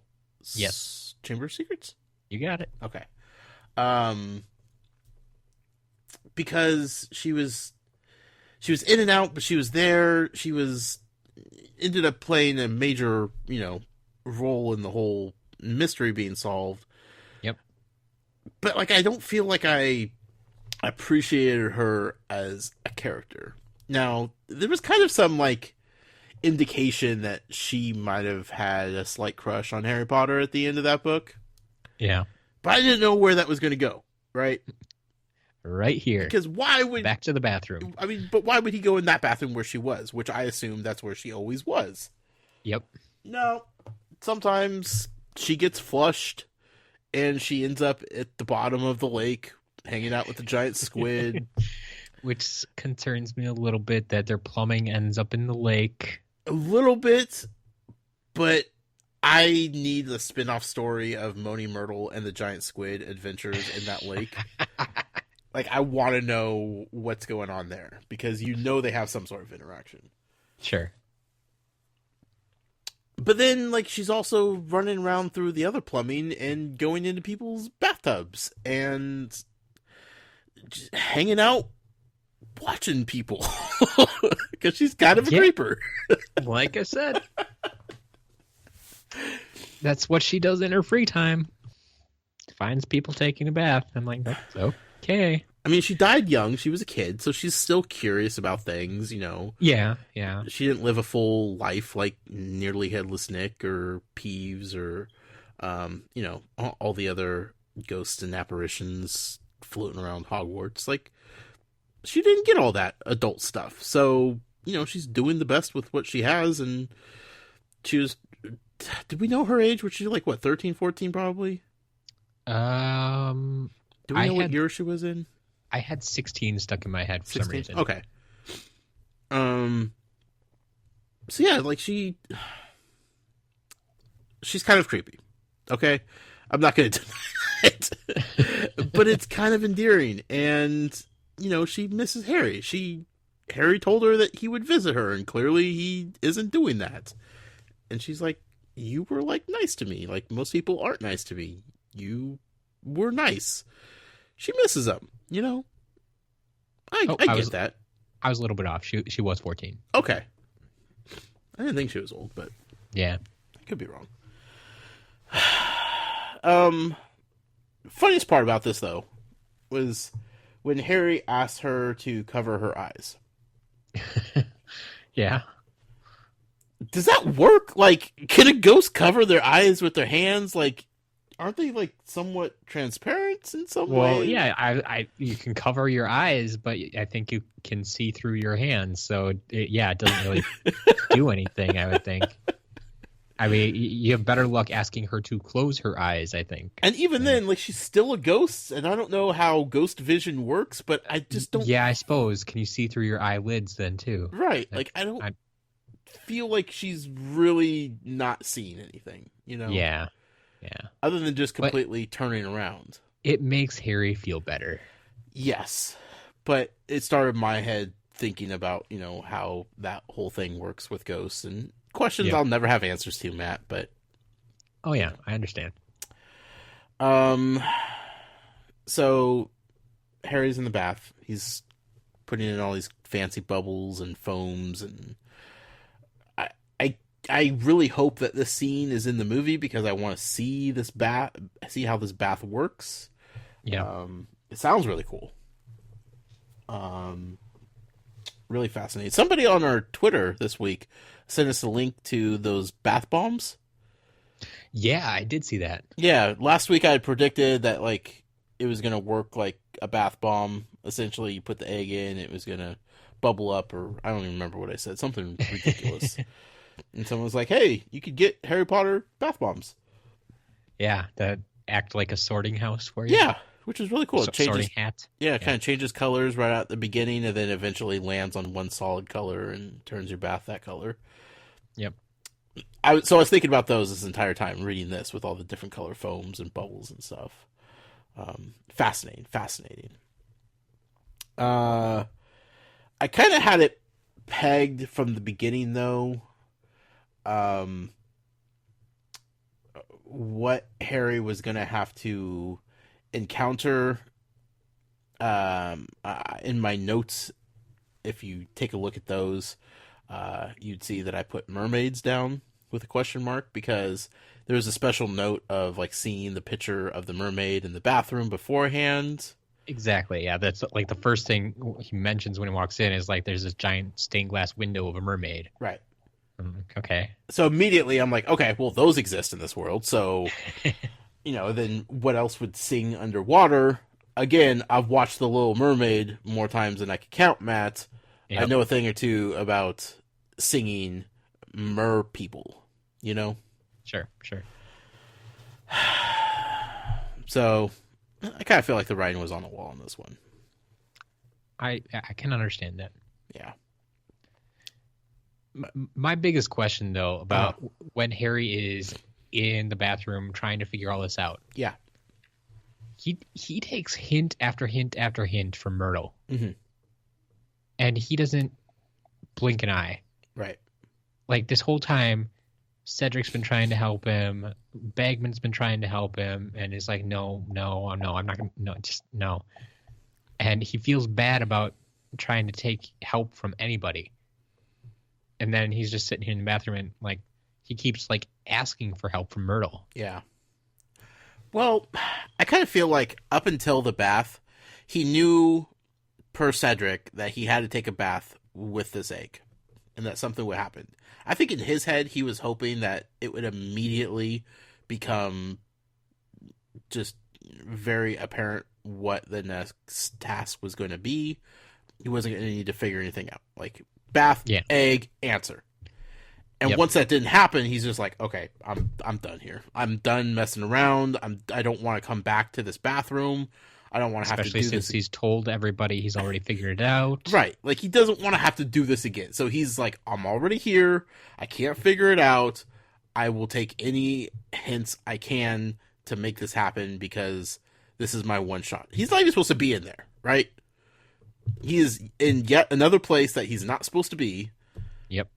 This is a one-time thing for him. So if he can't figure it out immediately, which he wasn't able to do, yes, of course he's going to be asking for help from Myrtle. Also, he doesn't feel bad taking advice from a ghost because it's not like a judge or a fellow competitor. The rules are a little loose on ghost help, I would think. I guess it's closer to like he said he would feel better asking Ron or Hermione for help. Right. Also, like, Myrtle kept making mention of how long it took Cedric to figure it out. But there was definitely definitive answer that Cedric had figured it out and did know what to do. So Yeah. I think once Harry knew that Cedric was already to that point, he didn't feel like he was going to be leaping over Cedric in figuring out. Like, he was just trying to catch up to Cedric at that point. Sure. You know, if Myrtle was like, yeah, Cedric was in here for like 8 hours and couldn't figure it out, Harry would be like, ugh, okay, this is going to be awkward. You know, he wouldn't want to get advice in order to get a head start on Cedric. Once he knew Cedric was there, he's like, okay, I feel better about this. Well, at that point too, if Cedric hadn't figured it out in there, what's to say Myrtle wouldn't know what to do? That's true. Like I think she only knows because she's seen someone do it before. Yeah, but Harry doesn't know that. Harry doesn't know what ghosts know and don't know. Yeah. Anyway, he's going to have some task of retrieving something from the bottom of the lake, it seems. Seems like there's going to be mer people involved. Harry's a little apprehensive because apparently he can't swim. This worries me. I feel like he needs to make friends with that giant squid ASAP. He's gonna have to retrieve something that's crucial to him, or I forget the exact wording of the song. Just like Harry did a couple of times. I need to hear it again, Matt. Can you sing it for me? No, I'm not going to sing it because I in my head, like every time I read this, like I kind of remember how it is in the movie, and then when I read this, it doesn't fit with what I have in my head. And like, wait, is it different in the movie? Did they change it? Right. Could they not write a melody for these words? Like, we'll find out. We'll find out. But yeah, it's so we've taken what you'll sorely miss. There we go. Oxygen? Maybe.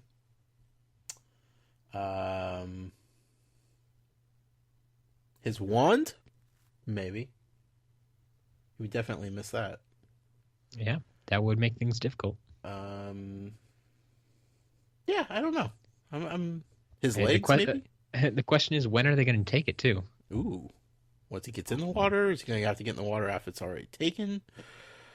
I can't wait. All I know is that we're about to get really friendly with this lake, and it's about time, Matt. Yep. I've been dying for this.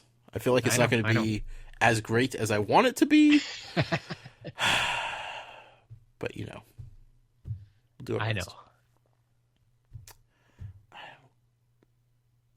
Yeah. So many questions. So many questions about what's going on in that lake and the water and such. What else could be living down there? I don't know. You have been wondering that for a while. Yeah. So, the good news is we do get to explore it a little bit. Can't wait. Cannot wait. Take something. Who would be taking something? Well, I think. I mean, you kind of have to assume the mer people, because they're the ones kind of doing the speaking. Like it says, come to where we are, or something like that. They use like we a couple of times. Yeah. Maybe that's a red herring though. Also. Maybe. Come seek us where our voices sound. We cannot sing above the ground. And while you're searching, ponder this. We've taken what you'll sorely miss. But I feel like they should still be able to sing out of water. That's what's driving me nuts. You think so? The mer people definitely could. Because, I mean, you've heard this egg outside of water. Yeah. It's and like you've heard scream, the egg. right? Yeah, it's like a wailing scream that they can't stand because they want to close the egg every time. But then you put it under the water and you hear these voices. Do Dementors make any noise? Did they make a screaming noise? They didn't, did they? They were quiet. No, Harry heard a screaming because that was like his mother dying type of thing. Yeah. But yeah, the Dementors themselves didn't make a screaming noise. No. But they definitely take something from people.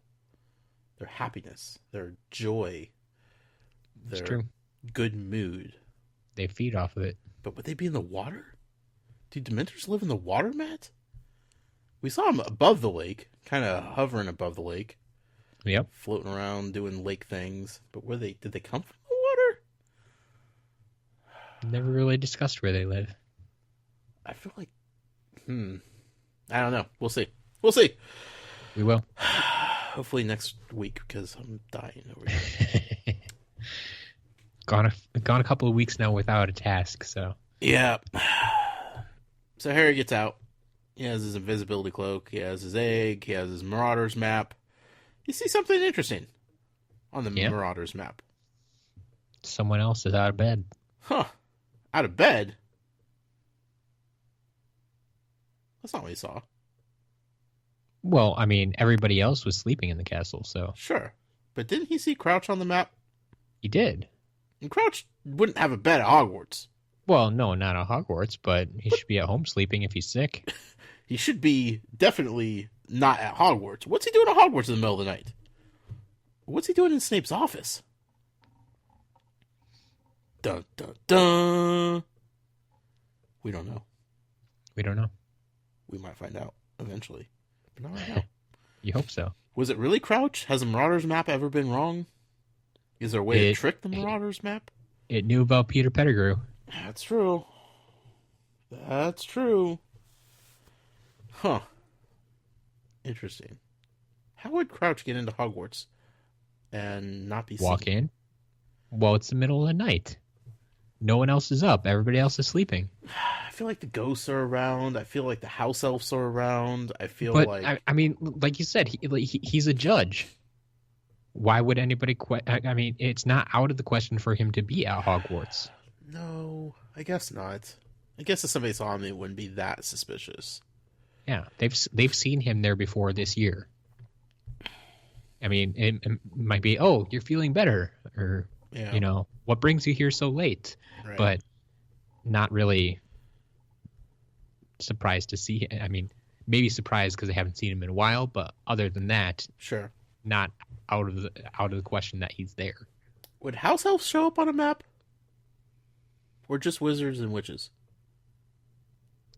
That's a good question. Because I feel like there's probably a lot of house elves, and that map would just be just a mess. But I suppose if they do their cleaning at night, yeah. Yeah. Huh. Yeah, I was gonna say in my head that they'd just be down in the kitchen the entire time. So it's, Yeah, that's true. I guess I'm just trying to put pieces together that may not be fitting, but I know Crouch is there. I know Winky is at Hogwarts. We know about Winky. Now he let Winky go. I have my suspicions about Winky in the first place. I know that Snape's office, as we found out later, is specifically locked with only something that a very talented wizard would be able to open up. Yep.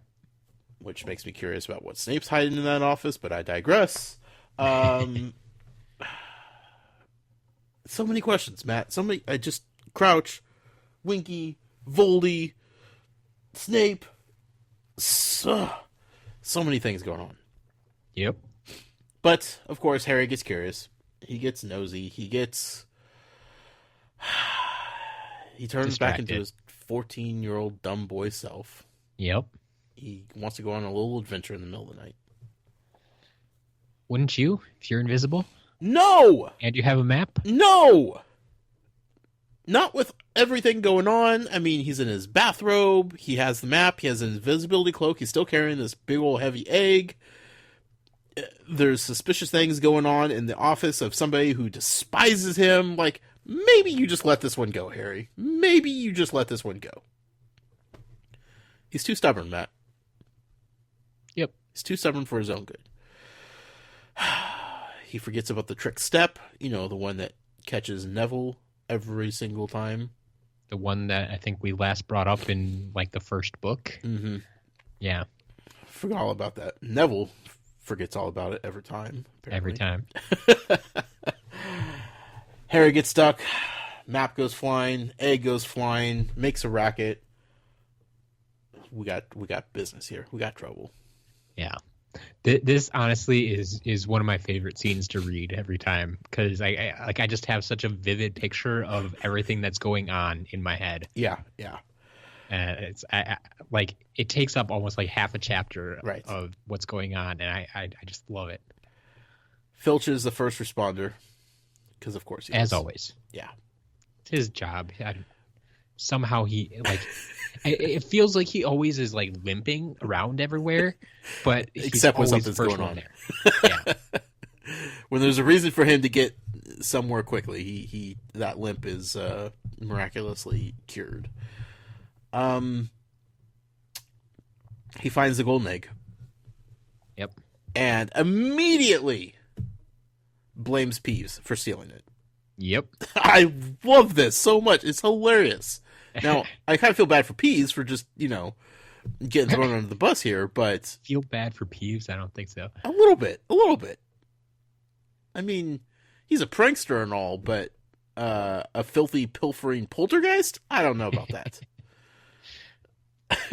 But yeah, this is... Filch is to Peeves as Snape is to Potter. Yeah. Because if Filch sees something go wrong, it's Peeves. If Snape sees something go wrong, it's Potter. Again, this is why I need to see the buddy cop movie of these two. They're so rich in story here. Speaking of Snape, of course he shows up. Of course. Because it wouldn't be a Harry Potter situation if Snape wasn't involved in some way. Yep. Where there's smoke, there's fire, and Filch is trying to convince Snape that it was Peeves. Snape, of course, is a little bit smarter than Filch. He starts putting two and two together. He's like, Potter. Harry Potter. I mean, the best part about Snape accusing Potter is that I think he might almost, maybe he is always right. It's just he can never prove it. Yeah. No, that's what I wanted to point out. Like, as much as I don't like the guy, he's not wrong about Harry Potter. We were just talking before last week, I think, about Harry being that, mad delinquent or whatever. Yeah. And yeah, Snape knows it. And he's time and again trying to prove it. It's like, it's Potter. It's Potter. I know it is. Yeah. But he can't do anything about it. My problem is he punishes without the conviction first. And that's where I disagree with how he handles Harry Potter in every situation. Sure. Because he just holds this grudge and then he takes it out on him during class. Yeah. And Potter is guilty until proven innocent. Yes. Which isn't fair. Now, usually he is guilty, but it's never proven and he's never punished once he gets caught in the act or anything like that. He's always punished whenever Snape has the opportunity to punish him because that's the only time he can. Yep. Because no one else will let him punish him. Right. So he's like, okay, you're in my class. You're mine today, Potter. Fascinating dynamic.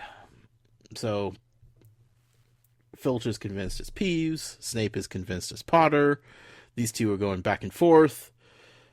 Then who comes strolling in? Mad-Eye Moody. Absolutely. The sheriff's in town. The whiskey swilling, one-legged Mad-Eye himself. Yep. Again, this showdown between Snape and Moody is coming. I feel it. It's at the boiling point right now. Mad-Eye keeps getting one over on Snape. Snape is just hating life because of it. Overall, it's a fun dynamic to see Snape put in his place time and time again by Moody. Because I feel like Moody doesn't have a lot of bias. He doesn't have a dog in the fight. But he wants things to be fair and done correctly. Sure. Dumbledore definitely has favorites, and so does McGonagall in a way, towards Harry Potter, right? Okay. And Snape is very anti-Harry Potter. Moody comes in and he's like, whatever his thing is with Harry Potter, like he appreciates the kid, but he also wants things to be. He saves him because it's the right thing to do, not because he's trying to play favorites in any shape or form. Also, I kind of think he enjoys messing with Snape.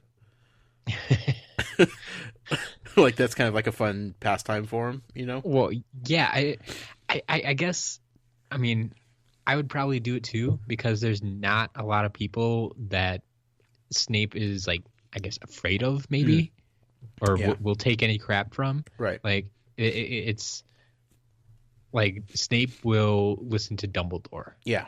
He begrudgingly, though.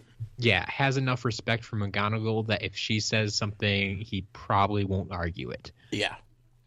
But Moody, he's just like, okay, I'm not even gonna touch you right now. He's a gunslinger. He's a wild card. Get away from me.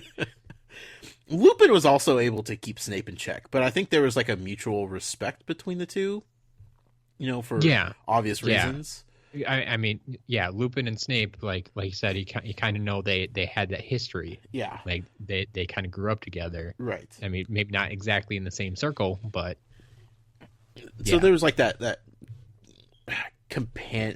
companionship, but like that that acquaintance that they had with each other. They're just like, okay, we're on the same level here. But like Moody's just a wild card, and Snape it drives Snape crazy, but he knows like he has nothing on Moody at all, and Moody's not going to take any of Snape's guff at all.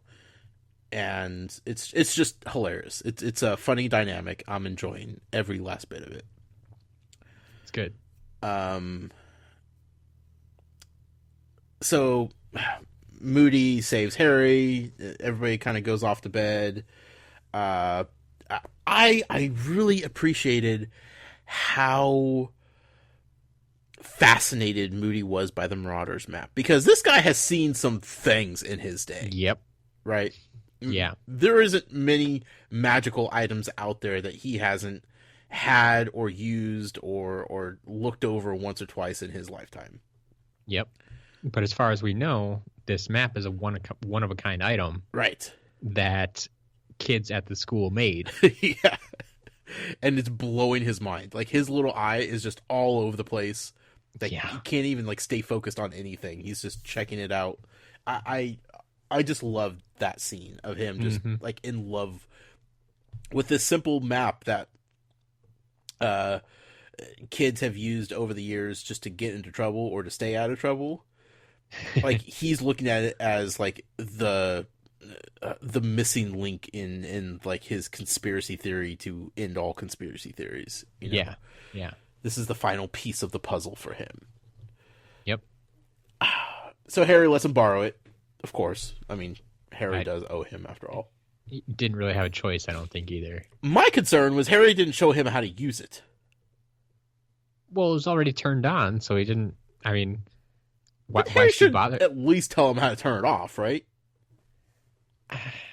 Maybe. I mean, as like not so he could do it himself, but I feel like Moody is kind of like a sponge for that sort of knowledge, and he would enjoy the fact that like this one simple little charm turns it off and on and allows it to be wiped clean in case other people get their hands on it, type of thing. Like just for the pure fascination of it. From a knowledge standpoint, I can see Moody appreciating that. But from a practicality standpoint, like I said, it was already turned on. Right. He showed him what it did. Yeah. And he, like, I don't see anyone even attempting to take it from Moody. No. And I'm not worried about that. I think it's a cool thing that it's able to turn off and on, and it made me weird that Harry would hand it over without at least showing that part off. Yeah. He like I said, he wasn't thinking about it at the time. He was more worried that Moody was going to ask him where he got it. Yeah, that's true. So he was just relieved that he didn't, and it's like, oh yeah, go ahead, take it. Right. Like that was the last thing on his mind. Like that's like he was just breathing a sigh of relief. He didn't care about anything else at that point. Now, I was trying to figure out, was Harry more concerned about explaining who the Marauders were and how the map came about in the first place? Or was he not wanting to reveal that friend George gave it to him? I couldn't figure that part out. Well, Harry's mind was racing too. Like he wasn't sure what he was going to tell him. Yeah. Like I think he just didn't want to try to explain where he got it from or what it was or whose it was. Right. And I think going along with then telling him how to turn it on and off, like when you turn it on, it tells you like who wrote it. Mm-hmm. I mean, just their nicknames, but. Sure. What's to say Moody doesn't know some of their nicknames by now? Yeah. That guy knows a So, lot. like, that would be another thing. Like, don't want to give him more information. Mm-hmm. We still don't know what any possible relationship he might have with Sirius Black is, and lots of unanswered questions. So, Yeah.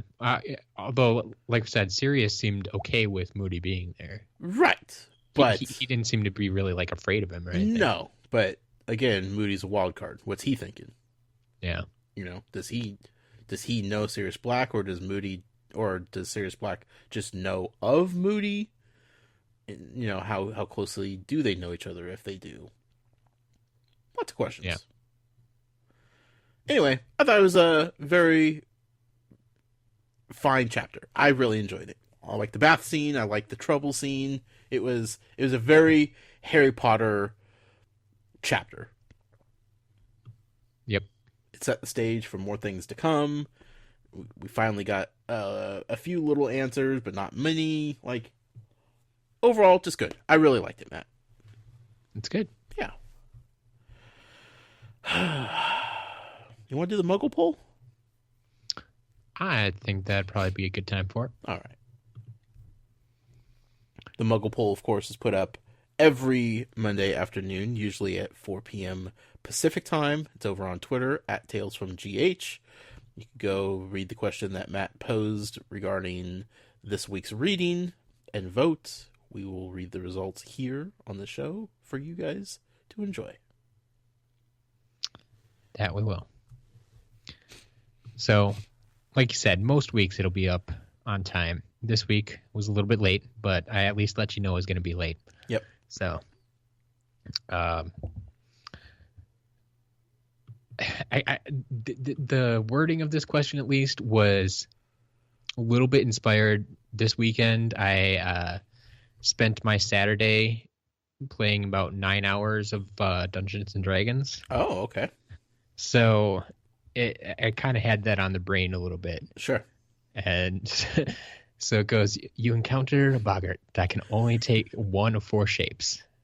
Which of these four shapes would you see? Mm. So essentially, what would we be most afraid of? Basically. Because that's what the boggart is. It Yeah, resembles our greatest fear. you got it. Okay. So a full giant, Mm-hmm. not just a half giant, a werewolf, specifically not Lupin, because his temperament can be a little bit different than others. So, Sure. But just a full-on werewolf. The one and only Rita Skeeter, or the dastardly Professor Snape. Boy, oh boy. As we've seen in this chapter, none of these are really things people are fond of running into. Yeah. Like, everybody kind of shies away or gets antsy when they're around. So, I wanted to know, what do you think? What did the people say? The people went 44% with werewolf. I kind of have to agree with them here. Yeah? Yeah. Giants I don't know too much about. I don't know how afraid of a giant I would be. Yeah, I'm not sure where that lands. Rita, I'm not afraid of. I could take on Rita. Well, especially if you're like Hermione. Yeah. Like I said, just not taking anything that she throws at her. It's just not putting up with it. Yeah. Also, it's not like I have a stellar reputation that I need to try to protect. Like, let her do her best, The people that like me, they'll like me regardless. And Professor Snape, yeah, no, he doesn't frighten me. I just don't like him, you know. Sure. But werewolf, I feel like werewolves are kind of unpredictable and kind of bloodthirsty. You don't really make friends with a lot of werewolves in werewolf form, so It's true. I definitely understand the fear of that. Yeah, they're kind of just out for blood. Yeah. So yeah, we had 44% for werewolf, 23 for Rita Skeeter, 17 for the giant, and 15 for Snape. What'd you pick?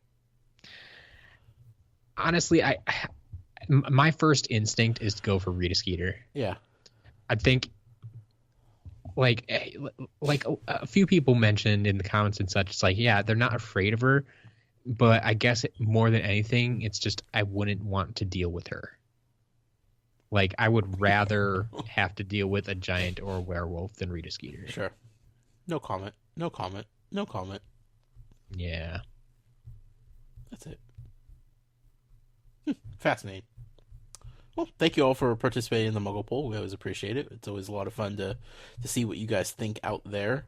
I will say, I texted this to Matt earlier that him bringing up a boggart in this week's Muggle Poll had me super paranoid that I read the wrong chapters or that I completely missed a very important part of the chapters. And I started thinking, wait, did somebody we encounter were they a boggart? Like, are boggarts back?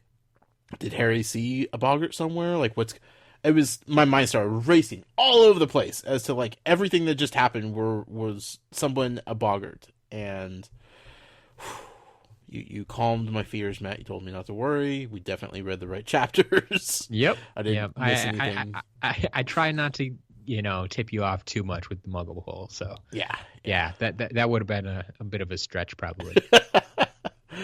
I was like, oh man, I was definitely not paying attention to something. So, regardless. With that being said, Matt, I think it's time for some emails. All right, we can do that. Let's see. First email this week comes from Kale. Hi, Kale. Says, Dear Josh and Matt, first off, Barty Crouch is sick? I don't think so. Yeah. More like off helping Winky take over Hogwarts. One house up at a time, Matt. I'm trying to keep this short, but I just want to tell you about a Fantastic Beasts theory that I have had for some time now. I think that in the new movie, there will be a new character that we haven't seen in those movies yet, named Nicholas Flamel. Something you might not know is that Nicholas Flamel was a real person who lived in Paris in the 14th century. Where's the new movie taking place? Paris. I think that we might see Dumbledore working with Flamel to create the Philosopher's or Sorcerer's Stone over the summer. The biggest problem with this theory is the plot hole that is already in the Harry Potter books, and that's Nicholas Flamel is 658 in the first book. So in the first Fantastic Beasts movie, he'd be about 593. So how did he live so long to that point if they hadn't created the stone yet? Interesting. It's a good question. Yeah. Well, maybe he'll be in... I don't know. He definitely still could be in it. Sure. Yeah. Whether or not that's when they're creating the stone, I don't know. Yeah. Huh. Yeah, but it'll be interesting. Definitely. Next email from Wendy. Hi, Wendy. Says, hey guys, my name is Wendy, and I was going to wait until I caught up to email you, but I just couldn't help it. I wanted to let you know that I love the podcast, and I've been neglecting my book club for about 7 weeks while I binge/listen to your episodes. This is my 8th time through the series, and it's very fun hearing the crazy yet sometimes accurate things Josh comes up with. For the record, I'm a fellow Ravenclaw, and I promise Josh it's a real thing. If you say so. Matt, I'm not sure how you hold yourself together and don't give anything away, but you're doing an excellent job. Well, I'm off to start episode 27. I could really use a time turner to help me catch up. Well, good news. The episodes will always be there as long as it takes you to catch up. there's always a thing that you could do with podcasts, and I'm not a big fan of this, but I know a lot of people out there that listen to podcasts sometimes bump up the speed of the podcast to like 1.5 times. Yep. Or even 2 times. Personally, I don't like the sound of it, but if you're trying to get through podcasts a little bit quicker, just a suggestion. It definitely takes some getting used to, and it doesn't work with all podcasts because part of it depends on how fast the hosts are speaking in the first place. Right. And if it's a solo podcast or if there's 2 or 3 or 4 people, like it definitely makes a difference. Sure. Like I used to not be able to do it at all. Now, if it's like, I will listen to these podcasts again, usually to like pull quotes or write outlines or something. Right. Just to kind of like, obviously I've been through it the first time originally, so I kind of know what's going on already. But I do listen to them at like 1.5 speed. I can't do 2. That's just too fast. Yeah. And I think 3 is even an option in some podcast players. Right. I'm like, I don't know how you would even what's the purpose catch anything at that point. Yeah. But well, in 17 weeks, when Wendy catches up to this podcast, she'll have a very fun suggestion for her. Yeah. But yeah, that 1.5 times is kind of the sweet spot, I think. But it is definitely an acquired taste. Yeah. So Wendy, in 4.5 years or months, hello, and let us know how the marathon goes. There you go. Next email from Jessica. Hi, Jessica. It says, "Hi, Josh and Matt. I'm finally caught back up on podcast episodes. I fell behind during Holy Week and Easter, and now I'm back on track. Anyway, Matt, you mentioned Dobby having 7 socks, and why couldn't he have 8? Which led to Josh creating a weird sock wearing system. However, I think Dobby will forever have an uneven number of socks because he will never find a match to go with the sock that Harry gave to free him. I think that this is his most prized possession, and he just won't have a match for it. I never thought about that, but I like it. That's way better than my theory. Yep. Not as fun, but better. But yeah, the first sock that he got was just a single sock. Yeah. So I can see that. Maybe he has been collecting pairs ever since then, and yeah. Also, can we really actually honestly predict what Dobby's thinking or doing? No, he's so out there. Says, plus, if your socks aren't matching, does it matter if you have an uneven number? Just a thought. I mean, yeah, I know it doesn't matter, but it just, I mean, unless you're washing the socks every night, like you're gonna wear a pair, and then you have 1 sock.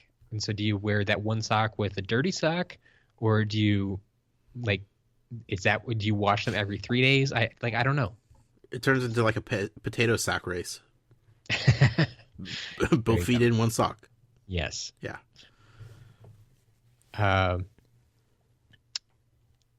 Then she wants to know, Josh, how did you know Hagrid was a half giant? I even rewatched the opening of Sorcerer's Stone, thinking maybe Hagrid mentioned it or something, but he didn't. Again, I don't know. So, it just felt right. I can't explain it, but yeah, Josh knows these things. Now on to this week's reading. I figure if Josh was still on Rita's side up to this point, her article on Hagrid would change that all. She's a terrible woman. Yeah, she's pretty bad. Snape almost caught Harry out of bed again. It seems Snape will go to any length to get Harry in trouble, even when Harry deserves it.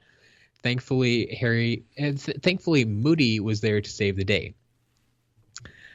Filch so desperately wants Peeves to get kicked out. Maybe next time. Finally, I'm not sure I would have given Moody the Marauders map. With his magical eye, he can already see things he shouldn't. But that's just me. Yeah. Also, what would Filch do without Peeves there? I feel like he would lose a part of him, you know? He wouldn't have that constant thing to be chasing. He fills in the gaps, but I guess Peeves is a constant from year to year, I guess, too. That is nice. Like I think he always kind of does have his students he picks on. Like he's had Fred and George there for a number of years. You Right. know he's been chasing them around Sure. school for years now. But yeah, once they're gone in a few years, I mean, is he guaranteed to have? I mean, We'll I have guess more Weasleys. yeah, he's gonna. There'll be some troublemaker out there. So I mean, he'll always have students to latch onto. But you're right. Like Peeves is really that constant, and that's good for him, I think. Gets him up at night. Yep. Next email from Katie. Hey, Katie. Shameless Patreon plug. I just upgraded, and now I can see Josh's notes. So much fun. Glad you like him. There you go. People like the notes. Yeah. So we are finally convinced that Rita Skeeter is a jerk. Hooray! She's not my personal most hated character. That character comes in book 5. But she's up there. And she wants to know if I know who that is, and I'm pretty sure I do. Who is it, Matt? Someone we haven't met yet. I remember reading chapter 25 out loud to my sister, who's a year and a half older than me, and she was way too cool to admit she liked Harry Potter. Been there, done that. But one of her friends called in the middle of this chapter, and she made up some story about having to call them back because she was in the middle of a computer game. LOL forever. Yeah. See, everybody gets attached if they just give it a chance. It's true. It's true. Can't argue with that, Matt. Speaking of my sister, she has 2 kids now, and I want to give them the illustrated editions of the books when they're a bit older. My niece is 4, and my nephew is 9 months. So it'll be a while, but I'm planning ahead. Nice. Yeah. That's probably a good way to go, honestly. Like, I know fairly young kids can get into Harry Potter, even if it's just being read to them, but having those illustrated editions, I mean, that definitely can't hurt. Right. I mean, because there's a lot of pictures in those books, like full page illustrations, or like the bottom half is a picture and the top half is words, and like, yeah, plenty for kids to look at. Mm-hmm. So, yeah, great idea. Next email from Joe. Hi, Joe. It says, hey guys, hope you both had a great weekend. I have to admit that it does seem like Josh and I are on the same page a lot, and I'm not sure if that should worry me or not, but I like Josh, so I'll take it. It's a valid point. I would be concerned, Joe. Over the past few weeks, it seemed like Josh was trying to ruffle as many feathers as he could by defending Rita Skeeter, and I purposely left any retort out of my previous emails because I wasn't going to get hooked. I knew it was only a matter of time before Josh came to his sentences. So, welcome. We've been waiting for you. On to these chapters. I can't remember offhand in any of the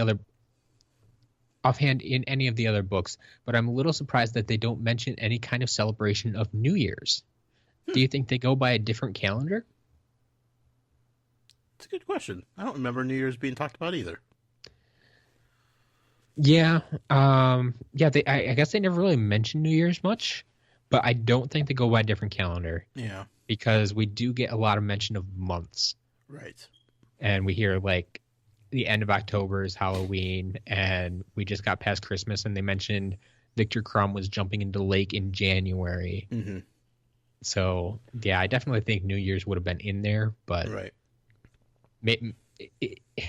I mean, is the New Year's celebration that we have here, is that something that America celebrates more than other countries? I don't think so, because like when you Okay. watch like the celebrations like during the day, like you always see like the fireworks in all the other cities. You know, starting with Australia, then like they always show like Paris and London and Japan, and I guess I've never watched that much. yeah. Like at most, I think like living in the Central Time Zone and see it like, you know, Eastern and then ours, and then usually TV goes off, and I'm not. And before that time, you know, if I'm at a party, I'm talking to people or something like that. I'm not paying attention to the TV most of the time. They usually cut to like the big firework displays that they have at like the big landmarks of the cities. And, like, Sure. I don't know if any of them celebrate the way like New York City does with Times Square. I don't know if any of them compare to that. Yeah. But they definitely have like some sort of recognition of it being a new year. Okay. Yeah. It's a worldwide thing. Like I'm just thinking, because like we just mentioned, you know, Boxing Day. Yeah. like that's written into this book, even though us Americans don't celebrate it. Yeah. So it could be a little bit of a difference there, or it could just be that we already like went through a holiday the week before. What's the point of mentioning another one right away? So yeah. And in any case, I'm starting to think Hagrid and the Malfoys have a little bit of history that dates back before Draco. You would think Hagrid did something really terrible to the Malfoys, the way they constantly try to get him fired. Yeah. Yeah. They do seem to be the instigator in a lot of it. Mm-hmm. Yeah, we know Lucius definitely wasn't a fan of him, so... Yeah. Interesting. Perhaps we've been a little blinded by our love for Hagrid, but when you really think about it, he has been a pretty bad teacher. Hagrid has spent the majority of the last year and this year on flobberworms and blast-ended scroots, which are two terribly boring animals. Sorry, Josh. Whoa. A flobberworm bit crab or Goyle. I can't remember which one it was. They don't have teeth. Matt, that's unimportant. That's irrelevant. At best, he sucked on his finger. Look, the flobberworms only happened because Malfoy was a big baby about Buckbeak and the other hippogriffs. Yeah, and we would have got a lot more hippogriffs. hippogriffs. Flobberworms. Yeah, flobberworms were just circumstance of the situation. A great circumstance, but a circumstance nonetheless. He says there are so many fantastic beasts out in the wizarding world. He needs to cover more of them, or Professor Grubblyplank will remain the teacher. Charlie needs to come help and teach them dragons. There you go. Yeah. Although, keeping a dragon there any longer than they had to might be questionable. I think keeping dragons near Hagrid is dangerous. Also true. There's something a little slimy about Ludo Bagman, in my opinion. Something's going on. It almost feels like he's trying to set Harry up or something. I remember they bumped into him in a weird spot in the forest during the Quidditch World Cup when the Death Eaters arrived, and then he apparated out of there. I don't know. It just seems like he's up to something. Fear not, Joe. Ludo's a stand-up guy. All right. Yeah. Part of me would have loved to see a cat fight between Hermione and Rita Skeeter in Hogsmeade. Now that would make the headlines. Not Rita Skeeter's headlines, but someone's, I'm sure. Yeah. Dumbledore is one of the greatest wizards of all time, but he has a brother who can't read? I don't buy it. Why would he take a shot at his own brother, at his own brother? It is kind of odd. Yeah. I don't know. This prefect's bathroom is legit. I would love to be able to go there for a few hours. Seems like a great place to relax. They should make a spa at Universal Wizarding World and call it the prefect's bathroom. That'd be cool. I like that idea. Yeah. Although everybody would be in there. It's very possible. Yeah. They just have to cap it and be the longest line in the park. I mean, they could charge ridiculous amounts for it too. Sure. People would do it. Moaning Myrtle is a little minx, spying on the boys in the bathroom. Tisk tisk. Yep. I find it funny that the Ministry of Magic has jurisdiction over whom ghosts are allowed to haunt. Seems like a perfect job for Percy to have. Right. Yeah, that is an interesting little quip that she makes when she's explaining like how she ended up back in the bathroom. It's like she was haunting this person, but she went to the ministry and like tattled on her basically. And now the ghost is sent back to like where she came from. Like, I mean, can you really control ghosts like that? I don't know. I have questions about ghosts in general, Matt. It's true. Yeah.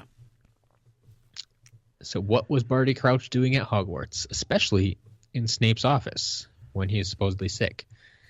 Doesn't really make sense unless he's looking for a potion that might cure his illness. Maybe. You think he just ask Snape, though. Depends what his illness is, though. Exactly. Like, how did he contract it? Vampires. I was sweating a little bit when Snape almost found Harry. I must say, it's nice to see someone like Moody give it right back to Snape, and Snape having nothing he can do about it. True. Definitely true. Next email from Atari Alex. What's up, Alex? Says, Dear Josh and Matt, before last week's show aired, I was all prepared to blast Josh this week, forcing him to choose between his love for Hagrid and his defense of Rita Skeeter. Turns out, however, that it was unnecessary.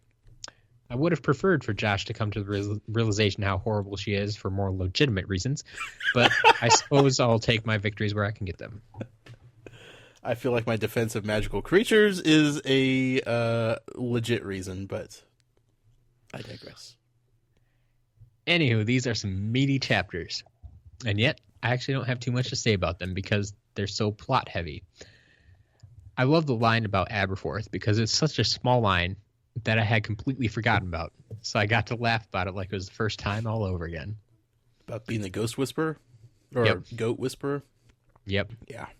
Good stuff. Also, I'm confused why flushing a toilet Myrtle is sitting in would force her down the pipe, or why she would choose to sit in a toilet in the first place, for that matter. One would think a ghost wouldn't be affected by water pressure, and even if she was, she could presumably just go through the pipe and float back up to the school.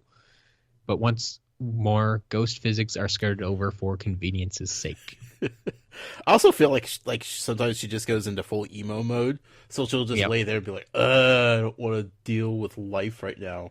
Ha, Yeah. Get it? Wow. Yeah, Myrtle will be all over you for that one. Yeah. But yeah, like, I mean, I wonder about this from time to time.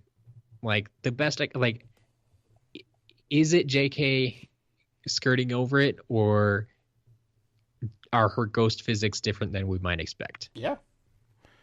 Like, because, okay, first of all, Myrtle sitting in the toilet doesn't surprise me at all because she's all like, she's talked about like sitting in the U-bend before. Mm-hmm. Like that's where she hangs out. Right. I mean, I think, didn't we determine she died on the toilet? And so that's kind of like her home. Right. So that's where she spends her time. So that doesn't surprise me at all. As for like I don't think it's actually the water pressure that would shove her down the pipe so much as the air pressure that goes along with it. Okay. Because like, okay, so the closest argument I can have, which I know is going to get shot down anyway, is that when Nearly Head and the Snick was petrified, they used the fan to blow him around. Okay. So they're using air to move him.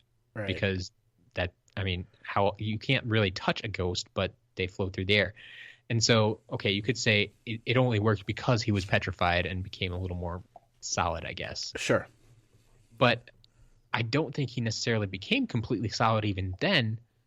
Otherwise, why wouldn't they just push him around? But instead they used the fan, right? Because they needed to move the air to make him move. Mm-hmm. Instead of like people just blowing at him, like that would be the other way to move air. So I'm thinking air pressure could potentially move ghosts around. Huh. It's tricky. JK needs to come out with a book about this. Ghost physics. I'd read there it. You go. Something to think about. Always get that from Alex. Yep. Thanks, Alex. Next email from Brent. Hey, Brent. Says, hey, Matt and Josh. Greetings. I have no clue how late you guys record, but I feel like maybe vying with Nintendo Alex or Scary Spice for the last spot. It's kind of a cool feeling. I'm sorry. That caught me off guard. Yep. Okay. I'm good. And now, a few thoughts. So Josh doesn't like teenage drama. Oh boy, oh boy. I hate to bring this up, but Josh, bear in mind, these kids are full on in the middle of puberty. So settle in, my friend. Yeah. Teenage drama, she cometh. Yep. But as frustrating as it can be, more on that when we get to book 5, it can provide its more humorous moments too. Again, more when we get to book 5. Why is everybody talking about book 5? We're on book 4, people. This is like the 8th email that's mentioned book 5. Let's focus on this book. Something to look forward to. I guess. To answer a question from Josh last week about how many students are at Hogwarts, J.K. did say in an early interview about 1,000. But even J.K. admits that before she said that before really fleshing it out. If you assume that Harry's class is about average, the real number is probably between 250 to 300. That sounds about right. Yeah. So this is assuming like 5 boys in Gryffindor in Harry's year. You can also assume probably 5 girls. So about 10 students a year per house. Yeah. So 40 students each year and 7 years in the school, about 280. Yeah. So yeah, that's probably about a good number. I like the one thing I've always wondered is, are there really only 5 boys in Gryffindor in Harry's year? Like, because once again, we are seeing this from Harry's perspective. Right. So those are the ones we always see. Those are the ones that are always talked about. Sure. And I wouldn't want to put more than like 5 boys in one room. So if there were more, I'd put them on in a different room in the tower. Yeah. But I think that number checks out, though. That feels about right. Because the other thing is when they have classes, in theory, all of the students in their house from their year are present. Right. And it never feels like it's many more than that. Right. So, yeah, those numbers basically do check out. Like I've heard that 1,000 number before, but like I said, that was early on, and this seems to make more sense. Yep. So, call it 250, 300, whatever you want, 280, somewhere in there. I like it. As to the discussion of Crumb mispronouncing Hermione's name, Matt is 100% right. JK has said that she included it as a pronunciation guide for people who kept having trouble with it. As for me, I remember often pronouncing it Hermione. Yeah. That does not roll off the tongue. No. Yeah. Crazy that it took 4 books for her to get to that point where she's just like, fine, I'll answer the questions. Well, I mean,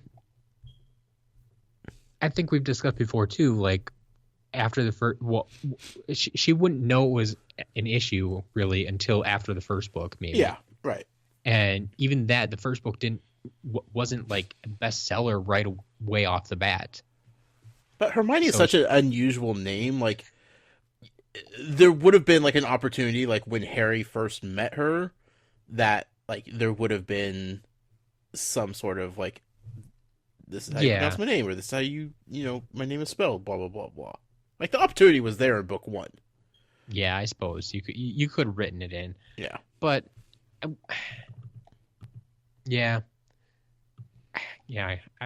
guess maybe I was trying to think if that's like maybe a foreign name that just isn't common over here, but probably not. No, I mean it seems pretty unique.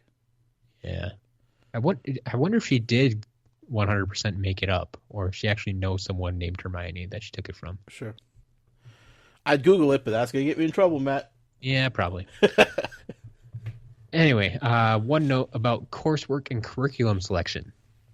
Since Josh seems to keep talking about Hagrid's choice of subject, I would remind him that as headmaster, part of Dumbledore's responsibility is to approve all curricula for the teachers. So hippogriffs, flobberworms, blast-ended scroots, and everything Moody is teaching is Dumbledore approved.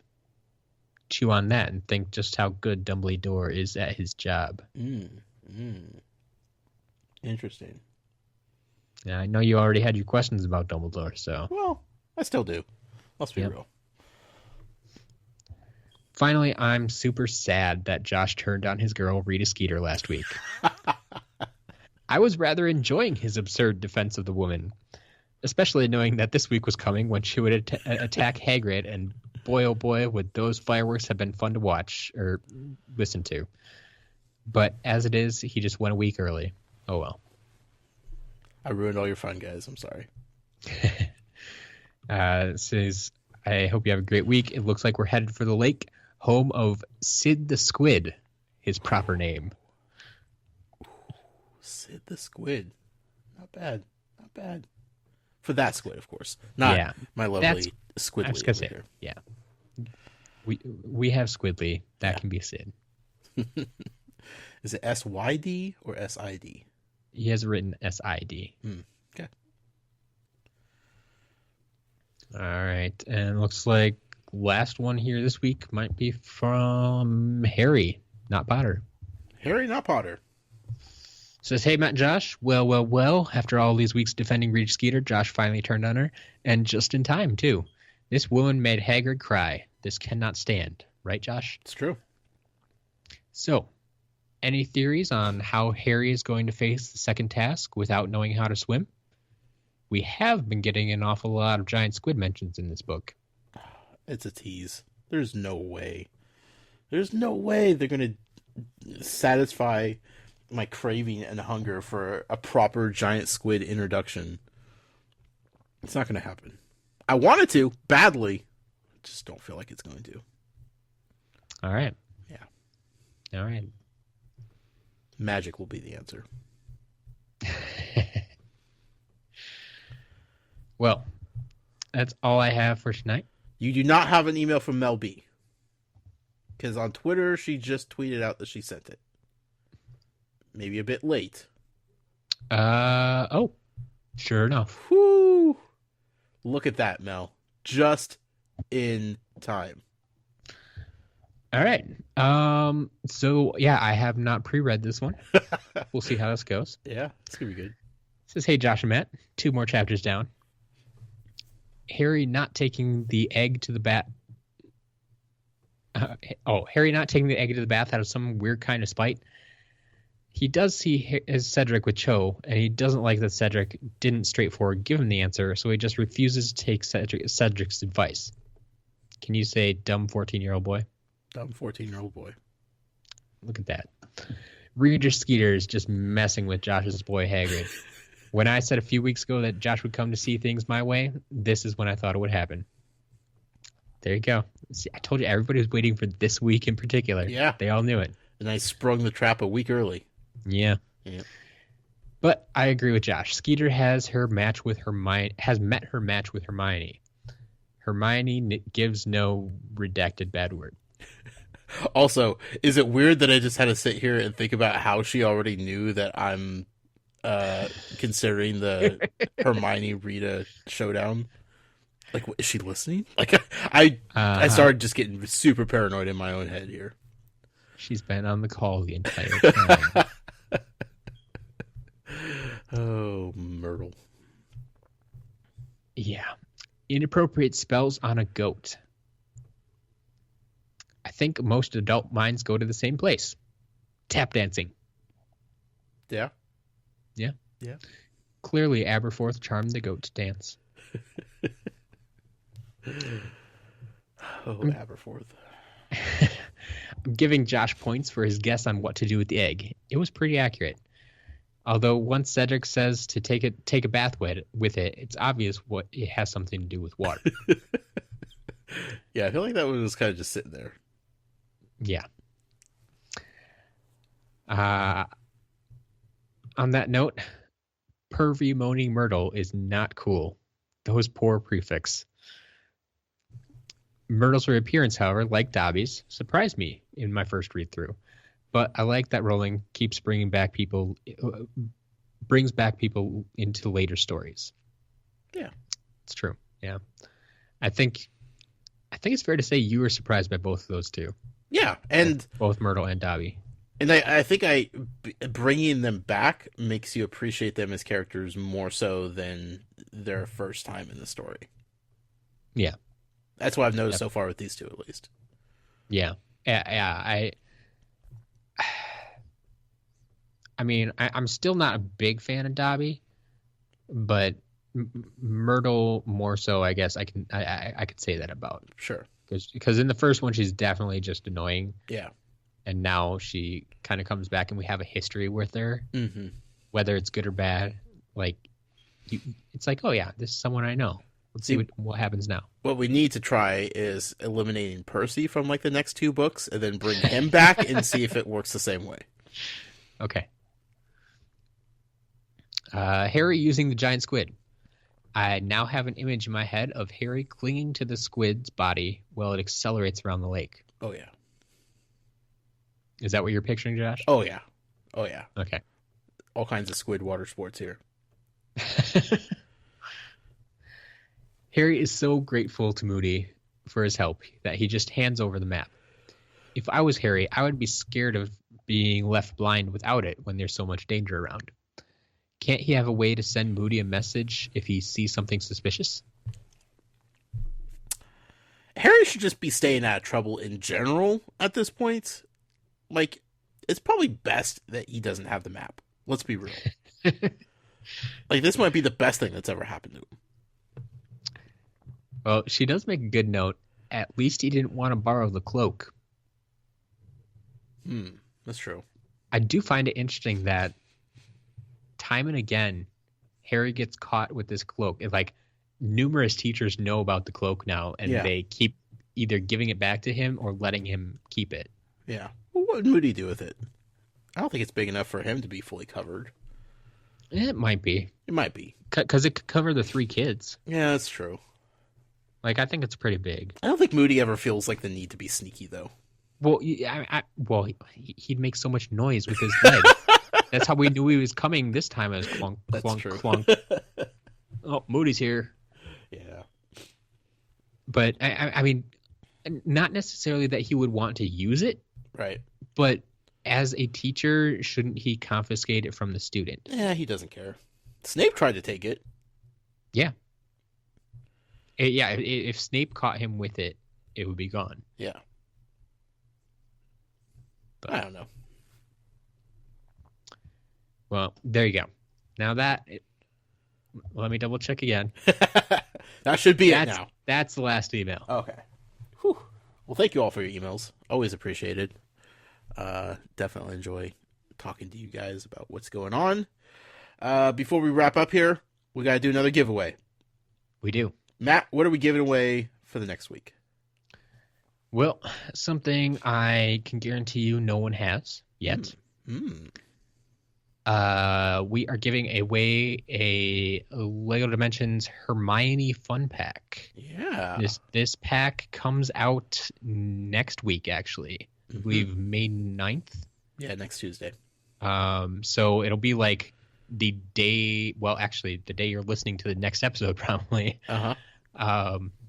So yeah, I mean, if you have it on pre-order, you might be getting it shipped to you by then, but otherwise, yeah, no one's going to have their hands on it yet. Right. Yeah, this will be fun. It comes with Hermione and Buckbeak. Yeah. Which is going to be a fun little build to make out of Lego. I'm looking forward to it. Yeah. So we're going to do something fun to win this little pack here, Matt. Okay. I want the people to send you an email. That's talesfromgodricshollow@gmail.com. Okay. And I want the title of the email to be haiku. Oh boy. Haiku. I want you creative folks out there to write a haiku. Either about Hermione Granger or a magical creature of your choosing. So I'm leaving that wide open. Okay. I feel like this Lego pack has Hermione, it has Buckbeak. We talked about some magical creatures in these 2 chapters. So I'm leaving that open. If you want to write about Hermione, if you want to write about any magical creature that we've experienced in the book this far, don't talk about ones that I don't know about.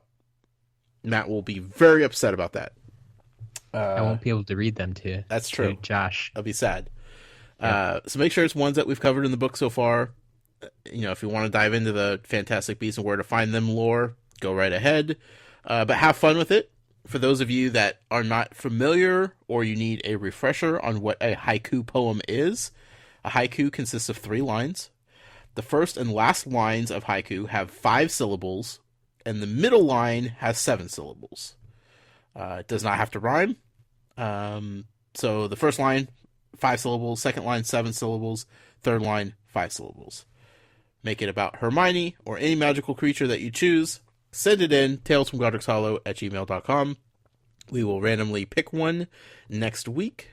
We will award the winner their prize. And then for fun, we'll probably read the rest of them and see what you guys came up with. Because this is going to be super fun. Yes, you're right. I'm looking forward to this. You're going to get these all week, Matt, and you're just going to be smiling each time. Yep. I'm definitely looking forward to these. Yeah. So be creative, have fun with them, make them about whatever you want to make them about. But yeah, I can tell you right now, I'm not a writer, but I already have a couple ideas in mind.